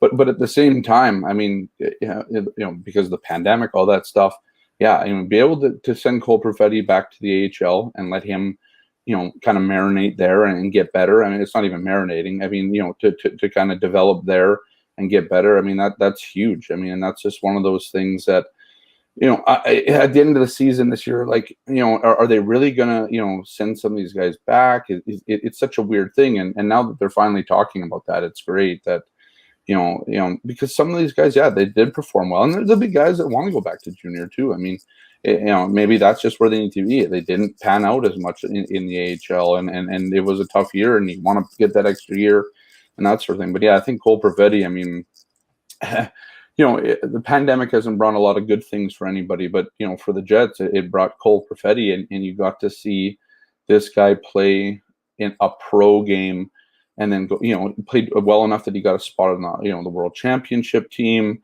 Again, another men's tournament, you know, that sort of thing. So, and it leaves the option open. He goes to juniors, you know, you can still go to World Juniors.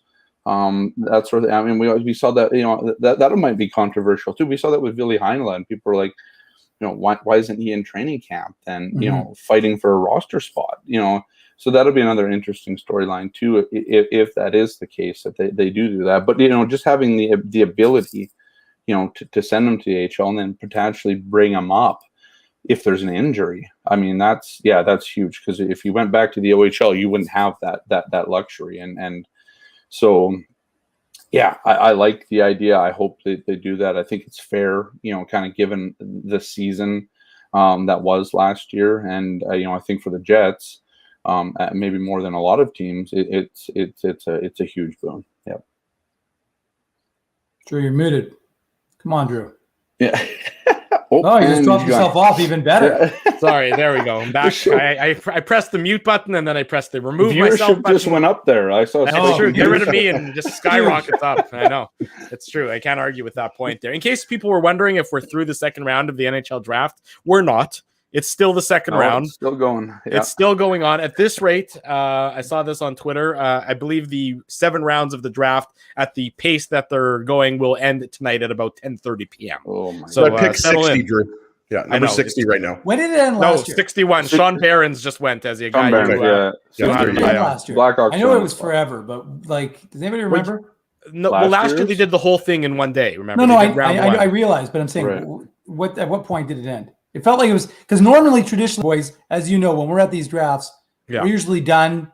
We have 3 some o'clock. responsibilities after by 2:00, maybe 3 Yeah. at the latest. But I feel like last year it was like 5 or 6 or something like that. The sibling love, the Chicago Blackhawks just told Colton Dock, brother of Kirby. So, a family affair going to be in Chicago. You got the Jones brothers there and you got the Dock brothers there. So, between the Hughes brothers in New Jersey, it's apparently you got to draft siblings day. Sounds like a good band name, Dock and Jones. That means the Jets are going to have to draft Chaz Lucius' brother next season. Is he draft eligible next year? I believe so. Okay. Either next year or the year after. So, he was Fair talking enough. about his brother. His brother was in Michigan with him yesterday when he was when we did our interview with him, and I was watching afterwards. He was talking about his brother and what a big influence he's had on him and being able to play with him. So the Jets may go down that route as well.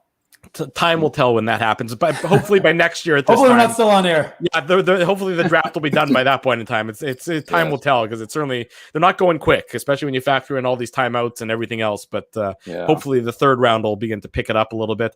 Scotty, it's been a very busy few days in the NHL. Did you have one move in particular, be it a trade or a signing, that you liked more than anyone else? I mean, is it Buffalo somehow getting a first-round pick and a second-round pick, for Rasmus Ristolainen? That one's the one that sort of made everybody's eyes bug out of their head a little bit. Yeah, that's a good deal. I'm interested in the Vancouver deal. They gave up a lot, right? And there's a lot of, but they got rid of a lot of, you kind of trim the fat, I suppose. I'm interested on the Vancouver deal, because it say what you want about Oliver Ekman-Larsson, or it fixes one of the problems that they needed on defense. For now, I'd be interested to see what Oliver Ekman-Larsson is in a different city. Again, Arizona, they're better obviously than Buffalo, but I think sometimes it's just anyway. But Connor Garland, I think, is the big one in that deal. That fixed a problem on forward that they needed. But again, I don't think it's but the deal itself, like, I'm so shocked at some of these deals, just the price tag. If you look at the Seth Jones deal, that one was bad. But I think Florida got better. I like Sam Reinhart going to Florida. I think that was a good deal for the Panthers. I'm fine with what they paid for it. None of those issues. I like that deal a lot. I liked what Vegas was able to do too, because they're exempt. And people are mad, right? And because Vegas is exempt from the expansion draft and all that, and because they've been so good for the last 3 years, people are like, oh, right, But the expectation was that Vegas wouldn't be where they are right now, right? Because you look at expansion teams of old, and they were horrible for the first little while and all that. So you're hoping, you don't want to take from the team that's trying to rebuild and all that stuff. Well, you'd be super pumped if you're Seattle and got to take a Vegas player at this point. But it's interesting, kind of what they were doing, just trading away, getting Nolan Patrick. I'm interested on Nolan Patrick. Kelly McCrimmon obviously knows Nolan Patrick very, very well, given that he was in Brandon at the same time that Nolan Patrick played there. It almost feels like one of those things like, here, well, come over here. We're going to rebuild you better. It hasn't worked out in Philly. You've been injured, all that kind of stuff. And then it's like, come here, we'll sort it out. And, they give up Cody Glass for that. So it's interesting to me what they think that Nolan Patrick could be there. And maybe that's the most interesting one for me, because, and it happened, several days ago now, but I'm interested because, you're looking there. Is Chandler Stevenson your top line center? Do they see Nolan Patrick being? I don't know. What do they see? But Nolan Patrick has played reasonably well at times when he's not injured. Yeah. But at the same time, I don't know if he's developed well enough there. I think he probably came to the NHL a little bit too early. And then obviously had, his injury problems and that sort of thing. So, yeah, that one's interesting. But I like the Sam Reinhart deal to Florida. Like, I think Florida, is that team. They're going to be pretty good. I like them. I know Bob is, up and down on that sort of thing. They lost Chris Drieger. Obviously, it was probably their future there, but who knows? Bob's still got 5 or 6 years left on the deal that he signed. And it sounds like Devin Levy is also included in that trade. That trade hasn't been officially announced, but to your point, it's like, the other goaltender of the future sounds like he's going to Buffalo in that deal. Yeah, exactly. And so that's sort of the thing, right? I mean, it'd be interesting. I like what Florida's doing. I like what they're finally, trying to give Barkov some options and that sort of thing. I like that. It seems like Joel Quenneville has kind of rejuvenated that team a little bit, put in kind of a winning mentality of what to do. And we saw that. I mean, obviously they didn't, fare well against the Lightning this year, but I still think that they're a team on the up, and you add a guy like Sam Reinhart. I don't even know if he's missed an NHL game yet in his career. I mean, the guy is so, I really like Sam Reinhart. He's just like that kind of lunchbox kind of guy who does a lot of great things very well, and very good analytically, all that kind of stuff. So, that one probably it for me. I think I was so interested on too, and wasn't a trade obviously, but the whole Carey Price thing, how Montreal kind of dangled that, because I'm not sure. Like, I mean, if you're Montreal, I think you're hoping Seattle kind of takes that contract, right? I mean, I get that Carey Price is your guy, and he's been, the cornerstone of your franchise ever since you drafted him. He's won a Hart there. You just went to the Stanley Cup Finals with him, and that sort of thing. But man, that contract hurts. $10.5 million. I think you owe. I mean, not even the signing bonus of $11 million that they owe him. I think it's September 1st or something like that. But I think that was the other one. Obviously it didn't happen, and Seattle was smart, I think, in that to not take on such a big contract like that. But I thought that was quite interesting leading up to like who was dangled in front of Seattle, like, please take this guy, almost sort of thing. But anyways, it was interesting. Yeah, and Scotty, just a few more questions for you here. And obviously, earlier we were talking about Andrew Kopp and Neil Pionk, the big RFAs. Like, what do you see happening with some of the UFAs? Like, the one to me that I'm kind of curious to see how they go with is Tucker Poolman, right? Because we know that there's a good chance the Jets bring in someone on the right side. We know right now, like, on the depth chart, it's obviously Pionk, DeMello 1, 2, and Poolman's 3. So what do you kind of see happening with Poolman? And do you see any of those other UFAs coming back? Like, is there a chance that, a Matty Perreault can come back or a Paul Stastny can come back? Or do you see those guys, testing the free agent waters and taking, the best deal available from whatever team is most interested in them? Yeah, it's interesting, right? I mean, we talked a lot about Paul Stastny and kind of his impact on this team, and I thought it was significant, both kind of on and off the ice for the Jets. I mean, everybody will remember when he kind of basically came out and said, what the issues with the team were, and that was a veteran move that even this team's captain didn't seem to kind of, at least externally, come out and say, and kind of I guess put the spotlight on what had happened during that time, and that was obviously in the midst of their losing streak there at the end of the season. So I just don't know if the price is right for a guy like Stastny, and for Stastny, I mean, depends. I mean, do you want to move? I mean, I don't know if he has a home here, or anything like that. But I mean, does he want to take less? I don't know. And for Tucker Poolman, to kind of go back to the guy you led with there, I just don't know if there's room for him. I mean, I don't think Tucker Poolman's the guy that you want to sign. Maybe he's your 7th D, sure. Does he want that role, though? But does he want that role? Exactly, right? I mean, and could he find that somewhere else? I mean, could he go play for the Wild? Maybe. I don't know. I mean, it's one of those. Yeah, it's an interesting thing. I don't. My gut feeling is they don't re-sign Tucker Poolman. Maybe they sign a guy like Trevor Lewis if they could. I think if you look at kind of the Montreals or even the Lightnings and that sort of thing, it is important to have kind of those veteran fourth line guys that have done it before, whether it's the Patty Maroons or the Corey Perrys or whatever. Guys like that are still somewhat skilled that can do some damage. Obviously, Corey Perry, I think, was a little bit of a an anomaly there, because he was part of during the Jets series, at least, probably the best line that the Canadians had against the Jets at one point. They would just frustrate him and Eric Stahl and that sort of thing. So yeah, I'm interested to see that. But yeah, I mean, other than like kind of depth, like forward guys, like maybe like a Trevor Lewis or something like that, whatever. I don't think Nate Thompson's back. I think at some point you got to play David Gustafson finally, finally. And I think he's kind of earned that. And I mean, I know Dave will agree with that for sure.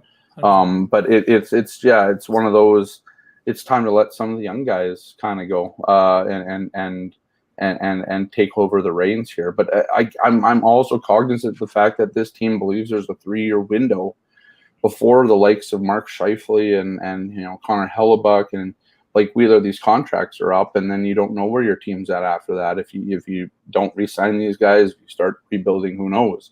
It depends if you win a Stanley Cup or not. So you can't just you can't put all the young guys in. But I think David Gustafson's earned his shot, so that means you probably don't need Nate Thompson anymore. And then what do you do? I mean, Matty Perreault's not here anymore, but you have Dominic Toninato, and I thought we'll have to see what Dominic Toninato looks like. He didn't play a whole lot. He was impressive in the few games he was able to play this season.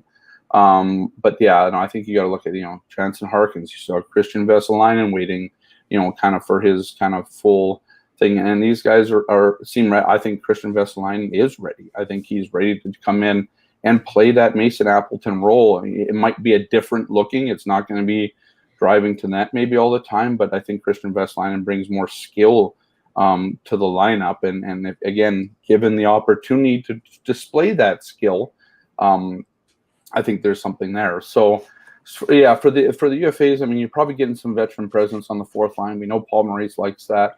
Is it Trevor Lewis again? Is it whoever? I liked Trevor Lewis during the season. I thought he was just a steady guy, and that's what the Jets need on that fourth line. Is steady guys, at times where that line, I mean, Paul Maurice trusted that line. I don't think you want to bring back the same guys, and obviously you're not bringing back Perreault. Well, maybe, but it would be on a very cheap deal. But, you need a fourth line that you can trust on this team because it helped out spread the minutes out a little better throughout the lineup during the season when that line was playing. So, and then, Tucker Pullman, I mean, unless he wants to be a seventh defenseman, or the Jets just swing and miss in free agency and can't get a trade done, and then that's your thing. I mean, I guess that's kind of your kind of doomsday button, sort of thing, right? Like that's like we missed on everything, and we got to bring. I mean, that would be less than ideal, I think, for the Jets who are really hoping to connect with one of those swings this year. But yeah, I think Tucker Pullman's going to find a home somewhere else where he's probably going to play more minutes and not have to be that kind of seventh defenseman. Now, Scott, if you go to Cap Friendly right now, you see the Jets have a big old pile of cash, $21 million in cap. But the reality, as you just talked about, Pionk, Kopp, a lot of guys need new deals. Right. So one area that's interesting is goaltending in terms of, Ken talked about it last time when we did cover the first round. The idea of Brossoit. Will a team like Carolina, who's now kind of in goaltending limbo, come calling for him to give him more of an opportunity? And if you're the Jets, if you can shave a little bit, because Brossoit is going to be looking for a pay upgrade. So if you're the Jets and you think, okay, well, we'd rather not invest $2 million in our goaltender when we've got Mikkel Burden, who signed it, I think $750, and Arvid Holm was around $874. So you've got, and I didn't realize Kenny wrote about that in his column on Sportsnet, that Arvid Holm's plans would be to come over here to North America after playing in the Swedish league. So he'll either be available, obviously, for the Jets or the Moose. You got Eric Comrie, who's an unrestricted free agent now because of not playing enough games this season. So how do you see that sort of playing out? I know the fit with Brossoit is good. We know he likes, his relationship with Connor Hellebuck, but if you had to put on your prognostication hat, do you see Brossoit back with this Jets team, or do you think that's an area where they think, hey, we can shave $1 million and use it somewhere else? Yeah, I mean, I think you see him back if it's just kind of a one-year deal, and you're hoping that Burden will be the backup, kind of come maybe next season. I'm just looking at the list now of UFA goalies and kind of who you could kind of bring in, if not him, and what the money would be. I mean, for the guys that cost a lot less, it's not a great list, right? Mm-hmm. I mean, and then the guys that cost more, I don't know, like, what is a Yaro Halak? I mean, Yaro Halak's going to get paid somewhere, I think. Maybe James Reimer. He can come in, play Reimer here. seems to be a guy that makes sense given the more arena ties and everything. Right, and I think James Reimer comes in on a reasonably. Well, I don't know. That's the other thing too. I mean, he still won 15 games last year, Reimer, right? Mm-hmm. Like, so I don't know. I mean, Antti Ranta, he's 32. Devin Dubnyk's 35. I mean, maybe he just wants to. I don't know. It's a good question. I think they're going to probably have to spend though this year on that backup, unless they want to put Bird in there. But I think they want Burden starting, right? I mean, you want Burden to play as many games as he can in the AHL, right? Yeah. I think the best case scenario, Scott, is that Brossoit maybe. I mean, the way I figure it is, if Brossoit hasn't signed yet, he wants to test free agency. Maybe he goes out, maybe he looks around, maybe he doesn't see anything that's any better in terms of offers than what the Jets have on the table, and maybe he takes it at that point in time. That almost seems like the best case scenario for the Jets, but I understand why Brossoit, from his perspective in development and maybe wanting to see what what's out there for him, he would be wanting to wait the next 4 days until free agency opens to see if a team wants to give him something or even an opportunity where he's going to play more than the handful of games that he plays here. Yeah, no, exactly. I mean, I don't know. Is there room for Brossoit in a Toronto? And does he want to go to a market like that? It looks like they're going with Jack Campbell there. Who knows what's happening with Freddie Anderson? So yeah, I mean that's interesting. But it depends. I mean, I guess if there's more opportunity out there for him, the thing with the flat cap world, right, is you can't just be signing your backups now if you don't have them to huge contracts, right? Like who's giving? I mean, Pierre Mask probably might start somewhere. Yaro Halak probably still has that, although he was kind of in a platoon with Tuukka Rask there. But we've heard now it's been reported that Halak won't be back in Boston. But again, that's a guy who is going to get paid as kind of a 1A, 1B guy, probably in a certain place. So, James Reimer might come at it maybe a hometown discount. I'd be interested on him. He's capable. He's a capable backup. But again, I don't know if that guy like that, who's played a lot more games than Brossoit and shows that he can be a capable backup, is going to get paid less than $1 million. Probably not, right? I mean, there'll be other teams that want a guy like that and have the room for it. So yeah, maybe best case scenario is that you just re-sign Laurent Brossoit to the same sort of deal that he was making, but it'll depend. I mean, will Brossoit have some leverage? Will teams want him in free agency and that sort of thing? If not, I think that it's good for the Jets in that sense. I mean, because you're not going after guys like Craig Anderson, you're not going after maybe Aaron Dell, maybe dude, you're getting a Dell. That sort of thing. But it's just interesting. Yeah, it's a good question, and I'm not entirely sure how that's going to pan out. I think it has to be, Scotty, just going to say, it has to be a guy that's comfortable not playing a lot of games, right? Like it's like a Curtis McElhenney situation in Tampa, right? Like he knew he wasn't going to play a lot behind Andre Vasilevsky. So I agree. If Brossoit doesn't come back, it's hard. It's kind of hard, aside from maybe like a James Reimer, it's hard to predict who the Jets might sign as the backup to Helly.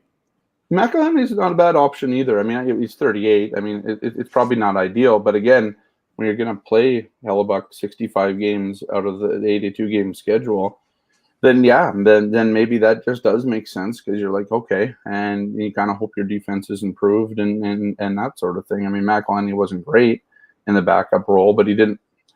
I won't say he didn't have to be. I mean, you just had a guy like Vasilevsky who's just winning games at will, that sort of thing. So yeah, it'll be interesting. I think there'll be cheaper deals this year on goalies too. I mean, it's just like the flat cap changes a lot of things, and backup goalies just can't demand a lot of money right now. I mean, it just, teams don't have it for them, and that sort of thing. The other thing too is, do you sign a guy like, do you re-sign Eric Comrie, and is he the backup? I mean, we haven't really talked about that. I mean, he hasn't shown. Eric Comrie, we all know, nicest dude in the world, and that sort of thing.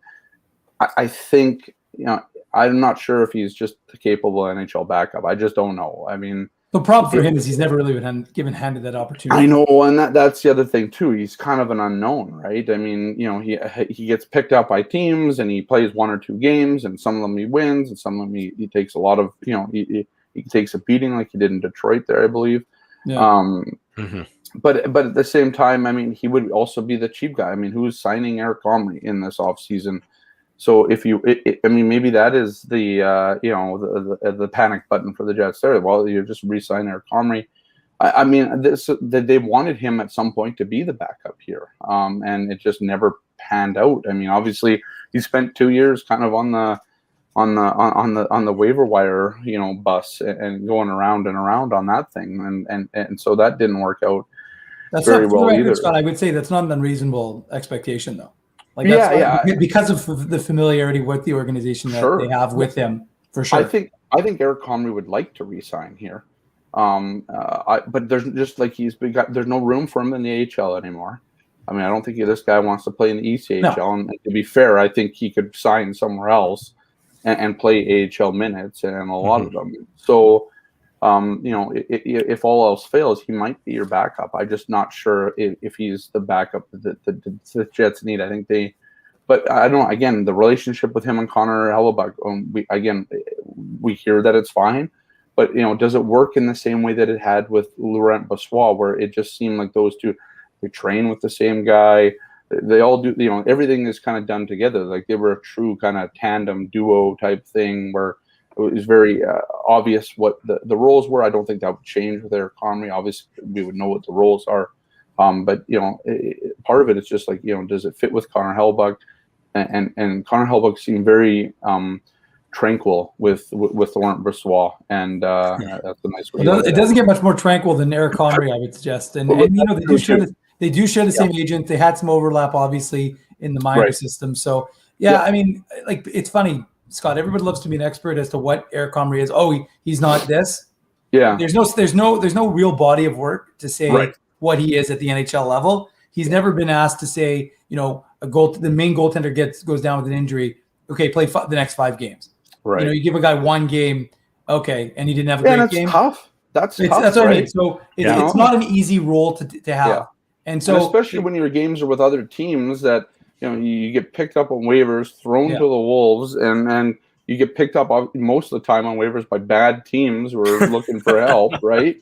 And so you're not getting kind of. And this is not to say that the Jets' defense has been great, but it's better than some of the teams that he played for. Atrocious. Right, exactly. And so, maybe that is the option, because again, Eric Comrie wouldn't cost you a lot, league minimum, right? Like, I don't think that Eric Comrie's coming for anything more. He would probably take it.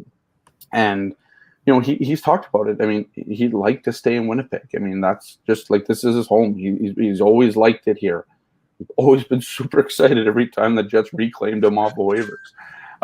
So it'll be interesting to see kind of how that pans out. But maybe it isn't Eric Comrie if you can't. And again, does the Brossoit go up? I mean, it was 1.5 last year. I think it was $1 million in the contract before that. So it's kind of gone up. I don't know if it goes up any higher than that. And Brossoit is better. I think Brossoit is better than Comrie. But again, to Dave's point, just haven't seen the body of work, so we don't know. But do the Jets need the extra, $500,000 or 800 and whatever it is? I'm terrible at math.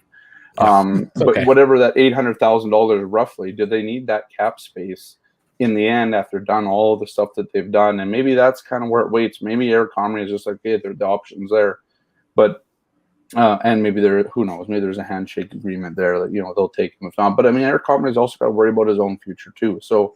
You can't take too long on these types of things, right? Because at some point, the goalie musical chair stops. Well, exactly, right? And so, it'll be interesting. It's a good question, and I think the Comrie thing kind of adds an element of, that is interesting. Yeah, anyways, go ahead, Drew. I was just going to say, as a final thought on that idea, if you're going with Comrie, maybe it's almost just a short-term bridge this season. Maybe you get to a point where Burden is playing well enough that you do a swap for Comrie for Burden if you want Burden to come up and be your NHL backup at a point in time, and then put Comrie back into the AHL. But I mean, obviously that'll play itself out over the coming few. Certainly free agency should hopefully start before the draft is, after the draft is over. But at this rate, it's iffy. They're on 1 hour 72. 1 hour and 40 minutes. 72 is what the round 2 took. Well, Almost you know what 2 the hours. problem is these teams they get 3 minutes per pick in this second round, or in this third round, and we'll let you go on this in a minute here, Scotty. No, they get 3 minutes per pick, and so they're taking their 3 minutes,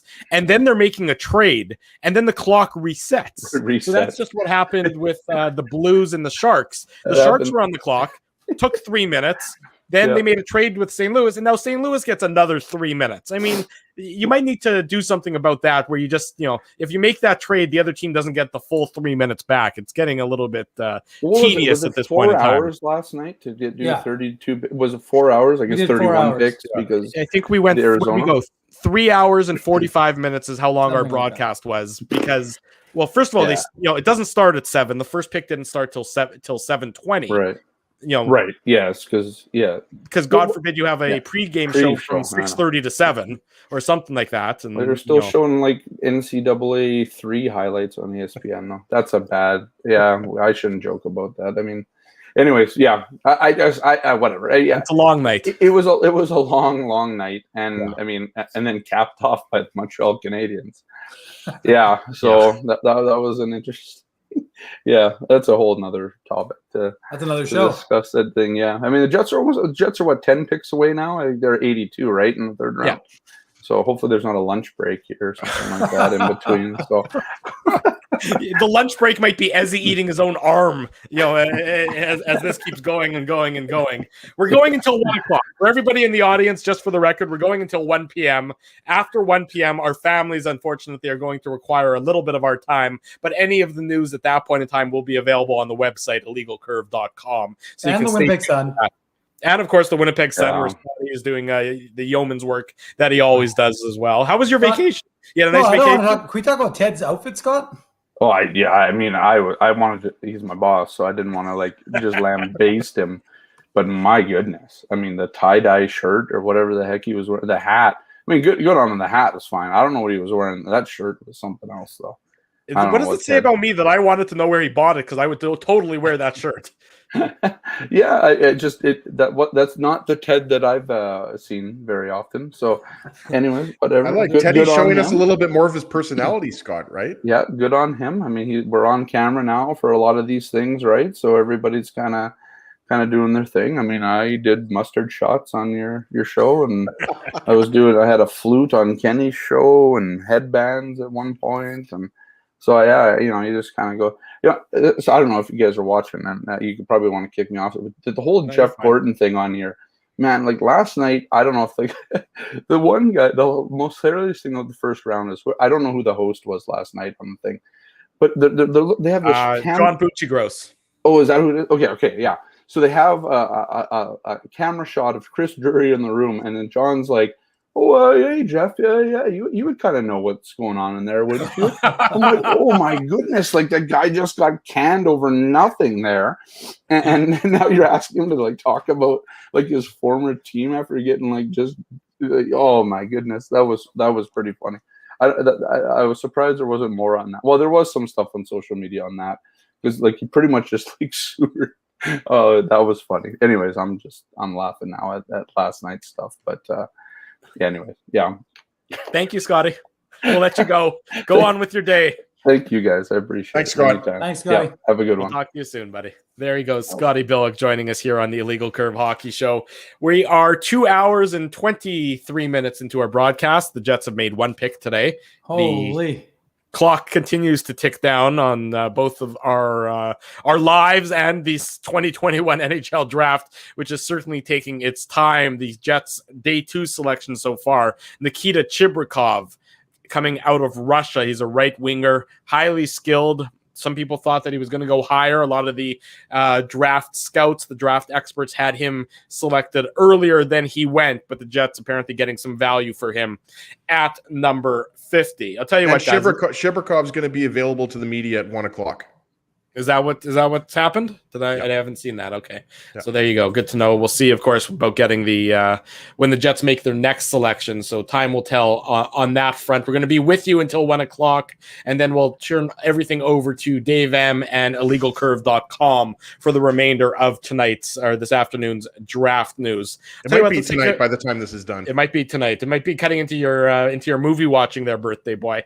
Let's take a quick break. When we come back, we'll talk more about this. The Jets are about 10 picks away as the clock continues to really just not even tick. It's, look, it says 0-0-0 that the Carolina Hurricanes are supposed to have made a pick. Give us the pick. Let's get this thing going. Nothing happening. You're watching the 2021 NHL draft. We're live on YouTube and all of our social media platforms. Keeping Winnipeg laughing for over 30 years. Rumors, Canada's longest-running comedy club, bringing you the biggest laughs from the best comedians on the planet. Jerry Seinfeld, Chris Rock, Jon Stewart, Dennis Miller, Brad Garrett, the greats, and all the up-and-comers too. When was the last time you laughed out loud? Make it a great night out with friends, or book your office or birthday party. Even a fundraising event at Rumors. Get all the details and dates on upcoming shows at rumorscomedyclub.com. Hey, Drew. Ezzy, whoa, what a smile! Yeah, I got my crowns done at Linden Market Dental Center, and they whiten my teeth. I see. They're so bright that every time I smile, they go, "We have hockey tonight. Do you have a mouth guard to protect those pearly whites?" I sure do. Whoa, they even ting through the mouth guard. Linden Market Dental Center covers all your dental needs from restorative to cosmetic dentistry and will fit you with a sports guard for that active lifestyle. 877 Waverly. See lindenmarketdental.com. Hi, it's Drew from Illegal Curve here. Selling your home can be stressful, but it wasn't for me. Thanks to my friends at Zappia Group Realty, they made the process so easy. My home sold within 48 hours and with multiple offers. Zappia Group Realty took care of everything with their exquisite customer service and attention to detail. If you want to sell your home for more in less time, get started by talking to Frank and Mauro Zappia of Zappia Group Realty. Online at zappiagroup.com. While you can't always count on your team winning, nor your favorite player scoring, one thing you can always count on is Bernstein's Deli. They've expanded their services because the team at Bernstein's Deli wants to accommodate your needs and keep you safe. Open Tuesday to Saturday from 9 a.m. to 6 p.m. to serve you. Head to your phone, in-store or online to shop for groceries or order meals from the restaurant, like the legendary Illegal Curve sandwich. Just go to bernsteinsdeli.com. So you're a pizza person, you married a wing person, but somehow your kids are salad people. You can't pick your fam, but you can pick your BP meal deal, starting from $18.99 for takeout or delivery at bostonpizza.com.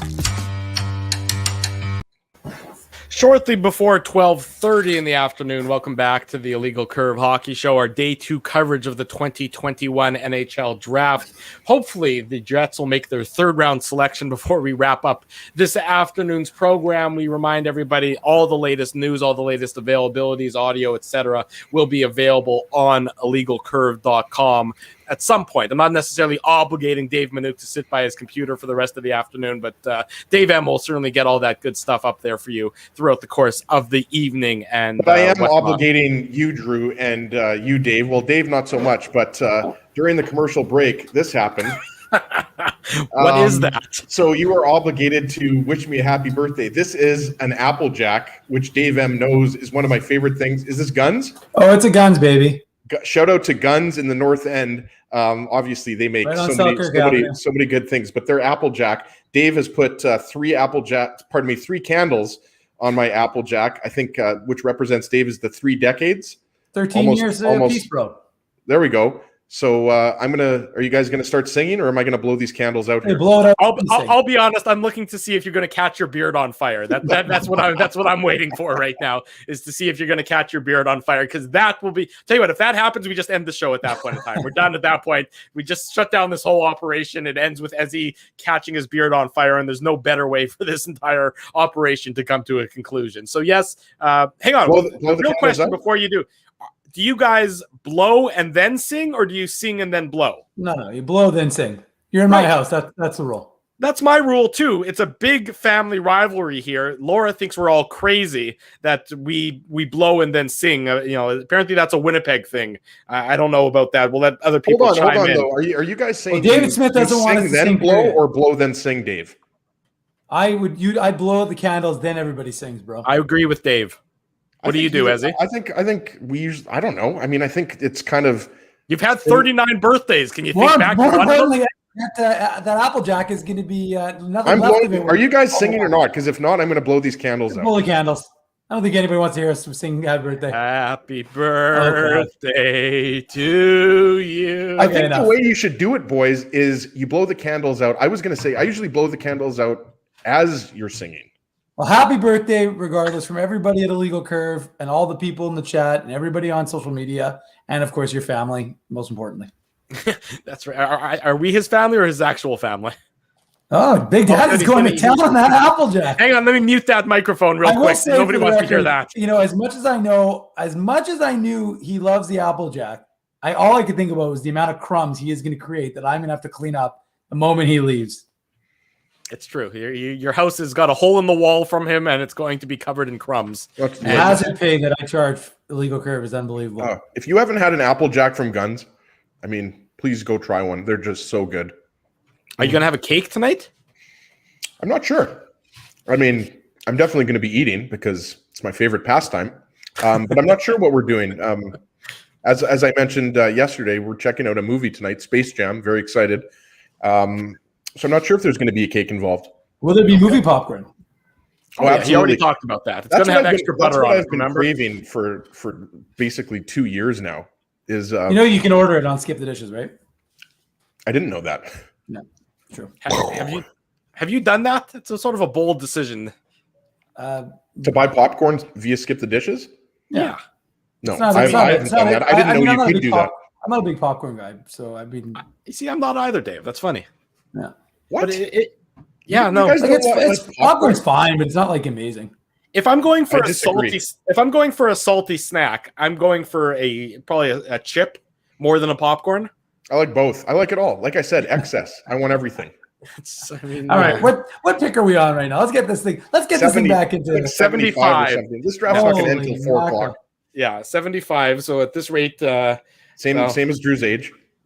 But it'll be interesting because we may be able to get him on before the show ends. So we'll see. We'll see. Who knows at this point in time? If who knows who the pick is? As Drew said, it'll be on illegalcurve.com. That's right. At a point in time, we have to move on with our lives. At this point, I'll be doing a solo cast. It's just gonna be crazy. Yeah. David Smith wants to know what kind of beer you drink, Ezzy. The answer is alcoholic. Yeah. No, all. Yeah. Alcoholic. Yeah. I have just to answer Paul's question in the chat. I did not bake a cake. went to Guns and bought Ezzy a Applejack, which I'm devouring right now. Dave? I barely baked it. Let's put it this way: the stove in this house is like 5 times I've used it. So I've got baked, Drew. Say that again. Yeah, we know that, Ezzy. That's not coming as a surprise to absolutely anybody that's watching this video at this point in time. You absolutely realize that. In any event, I mean, this is crawling along. So let me ask you guys this: of all the moves this week, be it draft, be it trade, be it whatever, which one do you think you guys like the most? Yeah, it's a good question. I mean, this happened a little bit prior to the draft, but I really like that acquisition of Ryan Ellis by the Philadelphia Flyers. I definitely don't like the acquisition of Rasmus Ristolainen as much. I know we were talking to Kenny Weeb about it yesterday. I mean, obviously, Ristolainen's not going to be expected to be a top pair defenseman for Philly. That's going to be Provorov and Ellis most likely. But I just think they gave up too much with the first round pick, second round pick. Robert Hagg is pretty, solid, third pair defenseman, or maybe used as a second pair defenseman in Buffalo. But, I really like in general what Columbus has done. We knew that Seth Jones was on the move, and I think the return that they got was pretty solid for him. Adam Boquist, I think, is a guy that maybe doesn't have the same upside as like a Cale Makar or a Miro Heiskanen, but he was a top 10 pick, I believe, if I'm not mistaken. So I like what Jarmo Kekalainen has done. I think, Jacob Voracek, I think he brings a different element to that game. He brings a little bit more of a sandpaper, and I think he's still got, a lot of offense left in him. Like we said before, he might not put up 80 points, but I could see him putting up maybe 50 or 60 points there. So overall, I kind of like what, Columbus has done there. And I think Cam Atkinson is going to do fine in Philadelphia as well. But overall, like when you look at the move that Vancouver made with Arizona, like, I like that's Oliver the most Ekman. Confounding one. I mean, I don't really know. Say. I'm kind of, torn, Drew, on who I think won that trade. I mean, we're not going to know for a couple of years, really, guys, who won the trade. But it depends on I guess the what happens to Oliver Ekman-Larsson. I mean, he's look, Arizona is going to be the worst team in the league next year. I think that seems fairly evident that that's not a very good hockey team.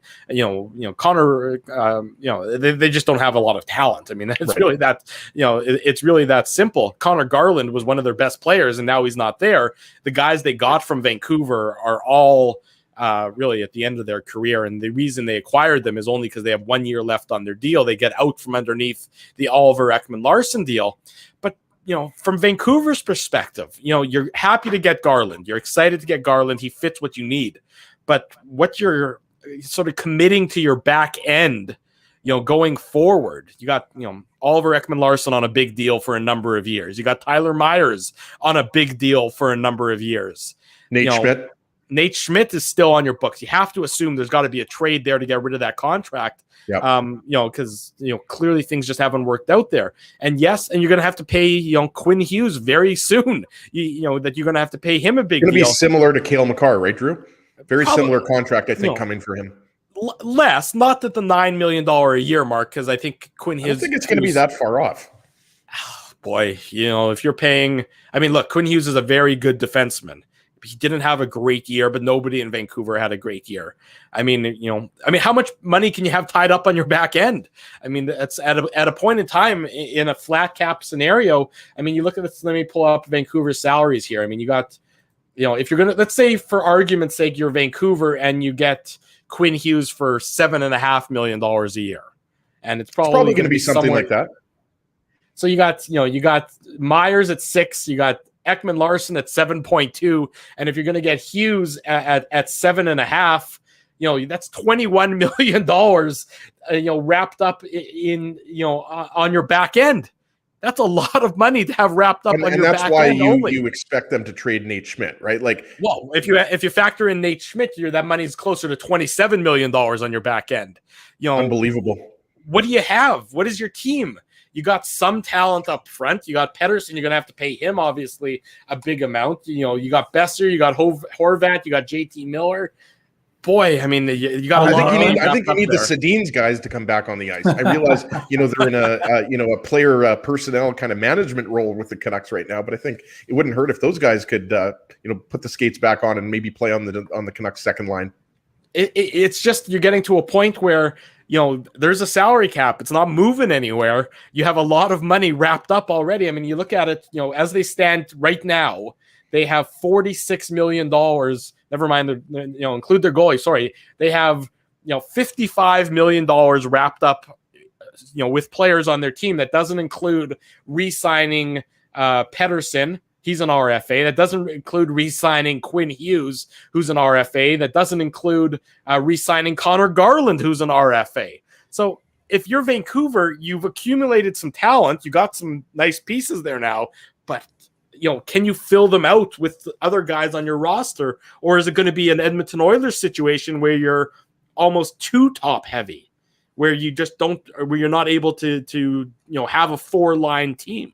Is it going to be a Vegas Golden Knights situation where you're so up against the cap you can't field a full roster night in, night out because of the salary cap? I mean, boy, that Ekman-Larsson, I know that Arizona's holding on to, 12% of the contract. Well, that's $900,000 a year. That's nothing. That's chump change relative to everything else going on here.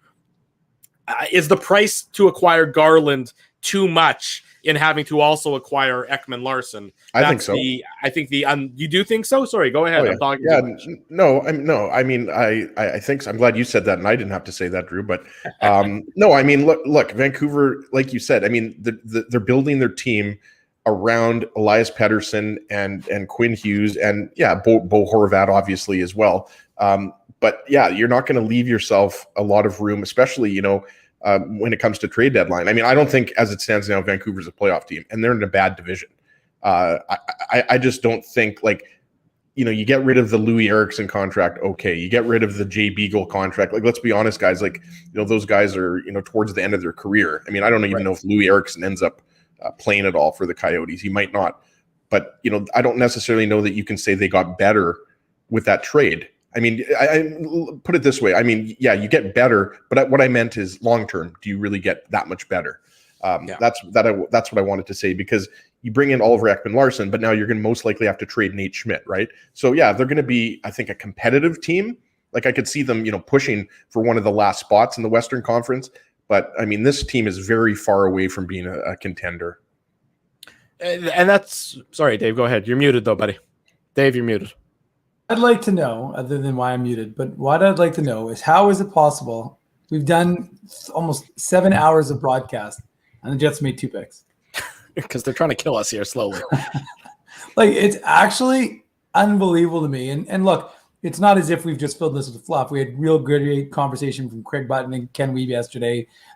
New Moose head coach Mark Morrison and Scotty Billick were on today.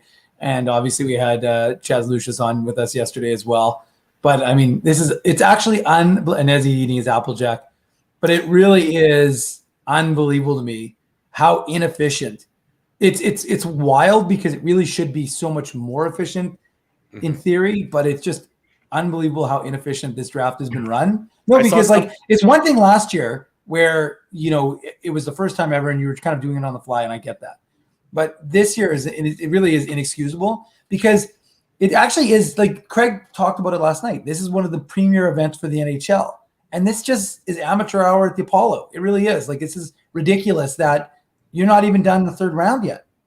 I mean, it started 3 hours ago and you're not even done the third round. I saw a comment on Twitter, which was actually probably pretty appropriate, that, normally when this is done in person, all these GMs and all these scouts have a plane to catch Saturday afternoon. Yeah, exactly. So they go quicker. Here, they're all at home, so they don't mind taking their sweet time, getting all 3 minutes per selection and everything else to really drag it out for an interminable length of time. Again, the problem is, it's funny, like from a broadcast perspective, and thankfully there's lots for us to talk about, so we're not beholden to our commercial sponsors the way TV is and that sort of thing. But how are you keeping people engaged, really? Well, there's a reason why it's not on, that this is only on NHL network. It's not on ESPN. It's on the NHL network in the US. I mean, it's on Sportsnet here. Guys, we got a request. What's that? Kyle F. Keep it going, boys. I want to see the stream until the end of the 7th round. Kyle, I'm with you. I'm pulling a Kenny. I have to go home, Kyle. I have kids. I have to. My kids are going to wake up from their naps. I'll tell you what, Kenny and you would be able to keep going. You might not get a word in edgewise over the next. I don't mind. I can do work while Kenny's chatting, and the chat will keep rolling, and we'll have maybe the Jets draft pick or two to talk to. The Sam Reinhart trade is official, guys. It's a first-round pick in 2022, and Devin Levi, good Jewish boy. Oh, you're talking about the Panthers and Sabres? Oh, yes, that is. Okay, so let's talk about that. So it's Devon Levi, he was goaltender for Team Canada at the World Juniors. Obviously, he would be a couple years away, and it's a 2022 first-round pick. So from Florida's perspective, you're probably talking about that to be, they'd hope that would be in the 20s next year. Especially after you acquire a guy like Reinhart, the Panthers have their sights set on being a top 10 team in the league, which would make their selection sort of late in the first round. It's not a great return from Buffalo's perspective. I mean, unless you think that that Devon Levi is going to be your number one goaltender, pretty soon. I'm not loving that return from the Buffalo Sabres perspective. Dave, I'll let you get in here while as he chomps on his Applejack. Well, I mean, again, good. It's like Jekyll and Hyde, some of these trades. Like, sometimes you want to give a GM a lot of praise because you're like, okay, you did a great job. like as he talked about earlier, the Ryan Ellis trade, you're like, wow, that's real good for Philadelphia. Then they make the rest of the line and trade and they give up a ton for it. And you're like, what changed between last week and this week that made you think this is a good idea after having such a great idea the week prior? And sometimes you just organizations make these moves and you kind of are left scratching your head going, that's a lot to give up in terms of now Montreal's trading their 76 to Anaheim for a third next year. I mean, it's all happening. It's all happening now. Great. None of it is interesting, though. Jack Bauer, don't worry. We will stay on till at least the Jets make their 82nd pick, I would imagine, boys, right? We'll be here for the third. We'll be here for the third round pick. I mean, I can't believe that. I can't believe it's getting close. That it might be 1 o'clock before that pick gets made. But here we are. The Jets are what? The Jets have traditionally not been strong third round pick. Their draft picks have not been super strong. I can think of. Is that the real Jack Bauer, by the way? It is. I can think of 2 good third round picks for the Jets and one who's an incomplete, and they haven't had 2 in the last 2 years. So who are the 2 that were good? Here's some Jets trivia. What was the question? I wasn't really paying attention. The Jets have not hit on a lot of third round draft picks. So they have 2, I would say that they for sure hit on. A second one looks like he's going to be good.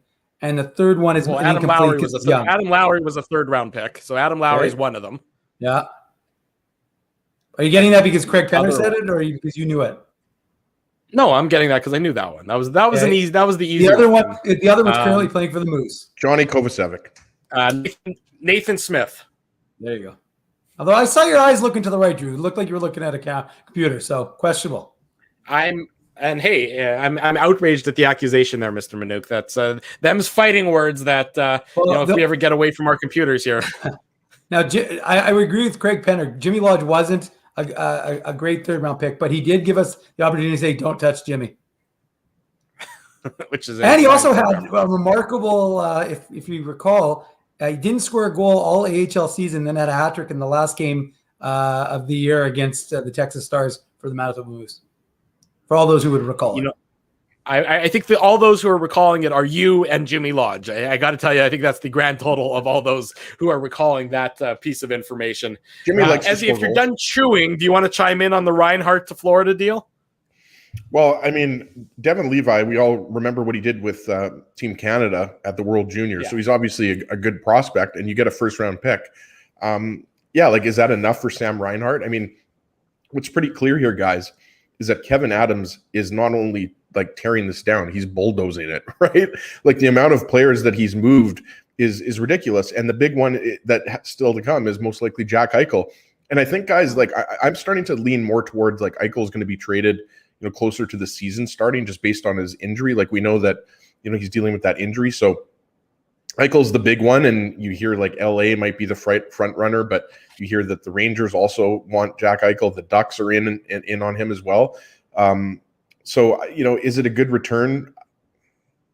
Reinhardt's a good player, like we talked about. I mean, your top line could be Sasha Barkov, Jonathan Huberdeau, and Sam Reinhart, and that would be, I think, one of the best top lines in the league. I mean, it's not necessarily up there with the perfection line or some other lines, but it's probably a top 5 first line in the entire league, right? So it's probably not enough for Reinhart, but I mean, we know how valuable first round picks are, and you hope Devin Levi is going to be in the NHL a couple years from now. I don't think anybody's expecting him to step in, and you've got Jukka-Pekka Luukkonen, who's the top goalie prospect in Buffalo, and now you've got Levi. I mean, I like the trade probably more for Florida for sure. Yeah, I mean, I think getting Reinhart, and he's a year away from free agency, so that probably impacted what you're going to get in terms of a return.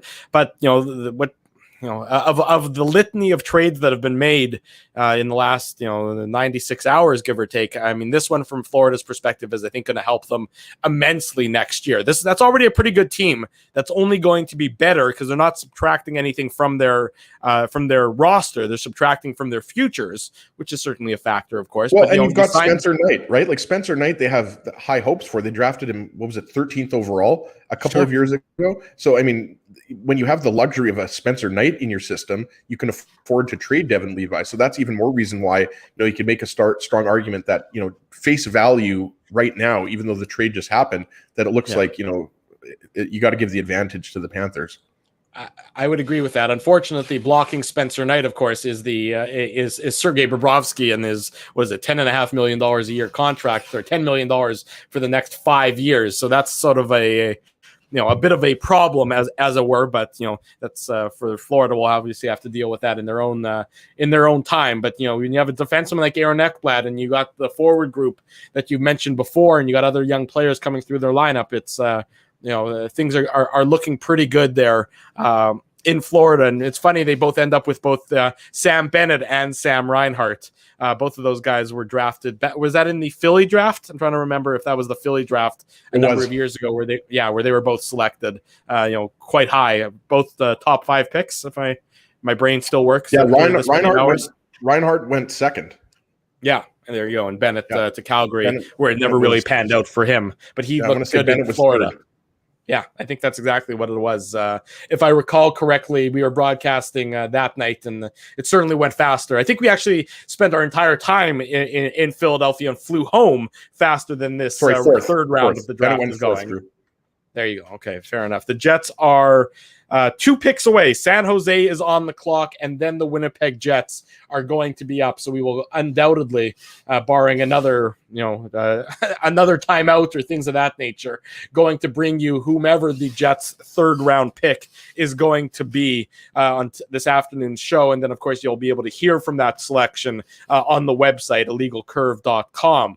This allows me an opportunity to remind you that Wednesday night, we're going to have a special edition of the show, a free agency recap show. Free agency opens on Wednesday. We're going to bring you Wednesday night at 8 o'clock Central Time, a free agency recap show talking about the moves that are made, hopefully including some moves made by the Winnipeg Jets, as there's obviously holes that the team will need to fill. And we will hopefully be able to bring you, we'll recap everything that went on in free agency, if there's any trades, anything like that, on Wednesday at 8 o'clock back here on our YouTube channel. And that'll be it, barring any sort of emergency pop-up shows. We're going to take the month of August off. And we'll the summer of Drew begins, right?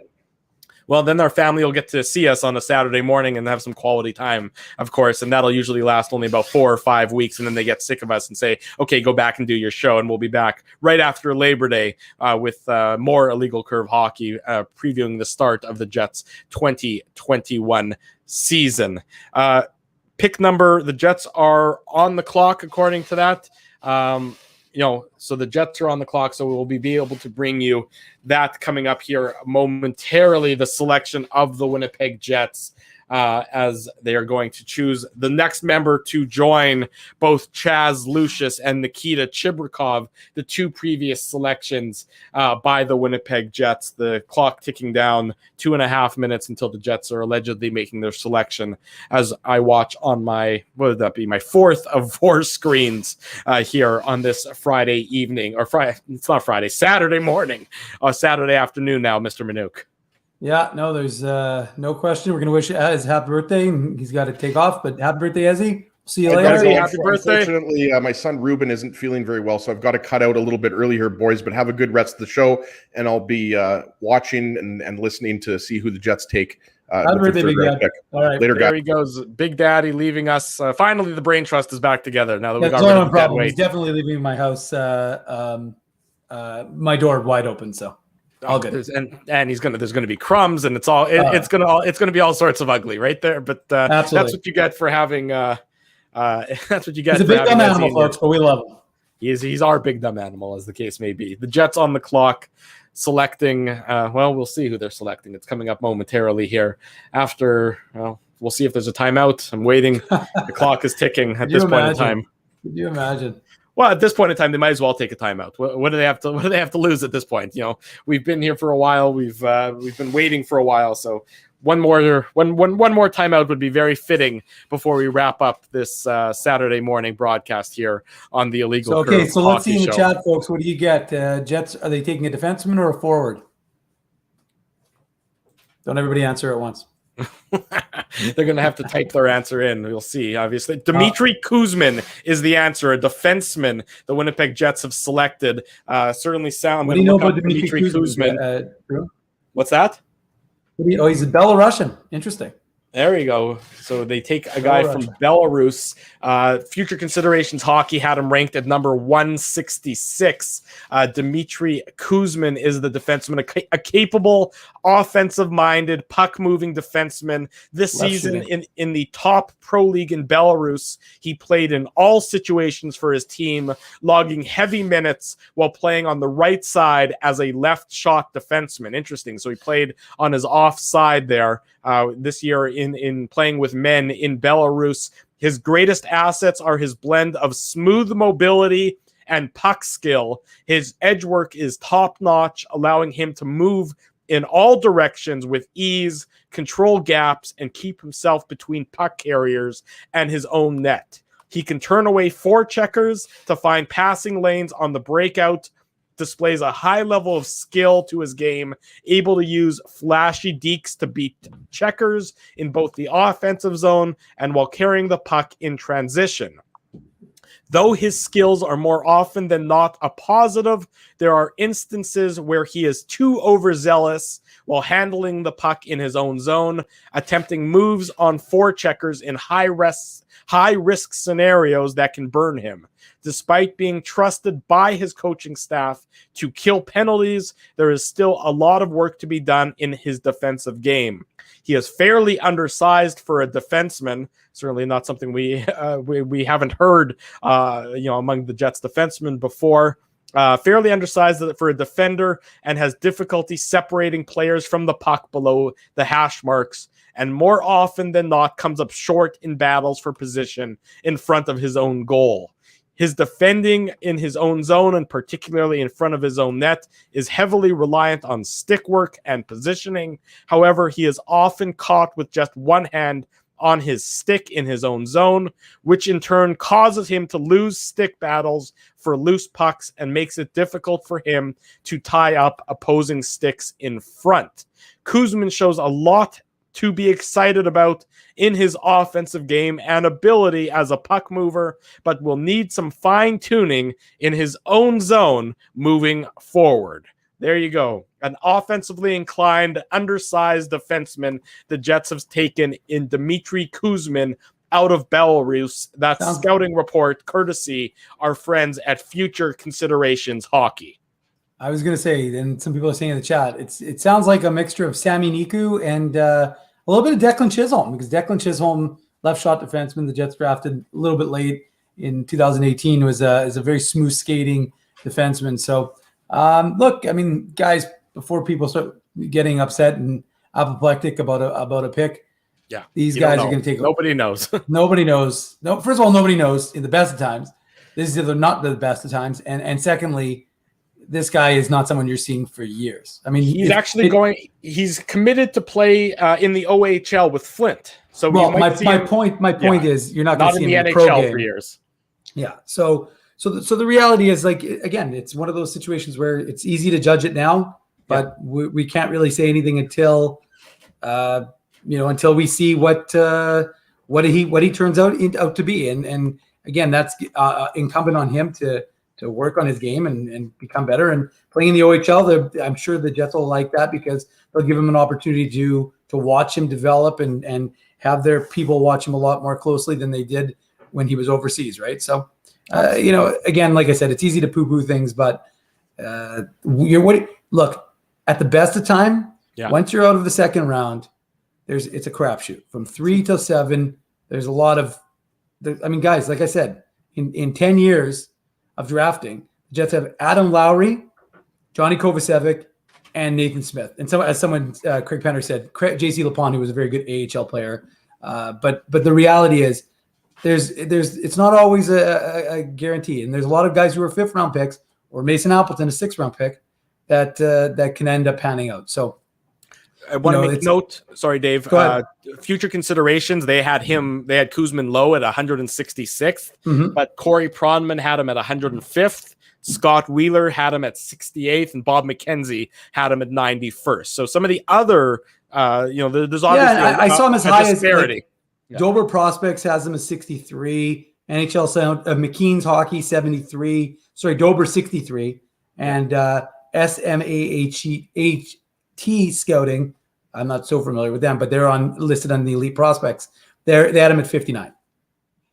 So it's all over the place. Basically, to your point, you don't know. We admittedly don't know. It's a guy who's got some offensive upside, needs to work on things like all the prospects need to do at this point in time. If they didn't need to work on things, they would have been drafted, probably about 48 hours ago when this draft seemingly began. But Dmitry Kuzmin is the latest member of the Winnipeg Jets. He's committed to play for Flint in the OHL. And of course, we will have more about Mr. Kuzmin when he's selected, if the media meets with him. That'll all be available later on this afternoon on illegalcurve.com. We're going to wrap it there. We remind everybody that for all your latest draft news and Jets news, illegalcurve.com is your resource for the rest of the afternoon, for the rest of the weekend, all the time. You know that. I don't have to remind any of you about the great job that Dave M does leading off things with our on the website illegalcurve.com.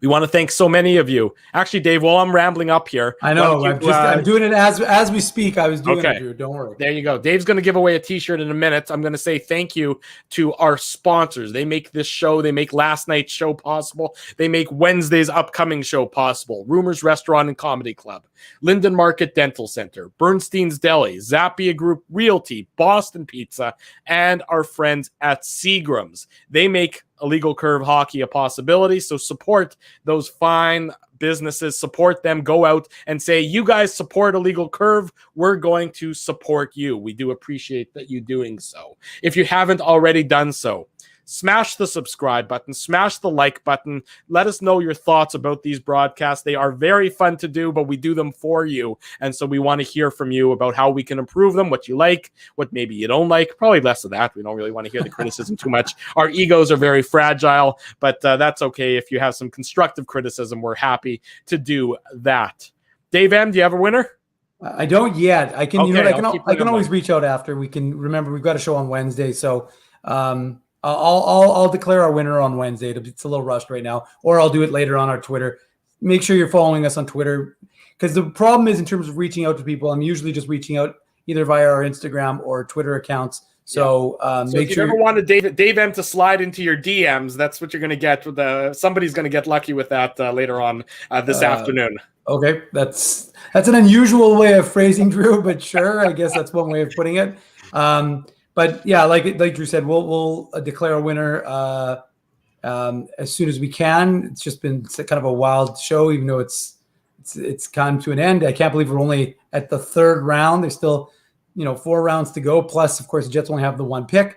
But as Drew said, we've got the draft pick coming up. Media availability is going to be on right away. I'm not going to be able to get on that because I'm going to still have some stuff here with this to do. But we'll have all that stuff on illegalcurve.com. as well as all the latest with, we don't know if we're going to be speaking to Dmitry Kuzmin as well. So, yeah, and whoever the 5th round pick is. So we'll see what happens, but yeah, always fun. Best time of the year. We appreciate everybody doing this with us. We're hoping to be back either at the draft or at least doing this in June so everybody can enjoy their normal July and they don't have to be doing this when it's gorgeous out and you'd rather be outside with your family.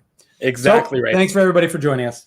Exactly right. He is Dave Minuk. Ezzy Ginsburg jumped off a couple minutes ago. He obviously says thank you as well. I say thank you to everybody as well. We'll be back Wednesday at 8 o'clock, but we remind you that if it's Saturday, it's the Illegal Curve Hockey Show live on our YouTube channel and all of our social media platforms.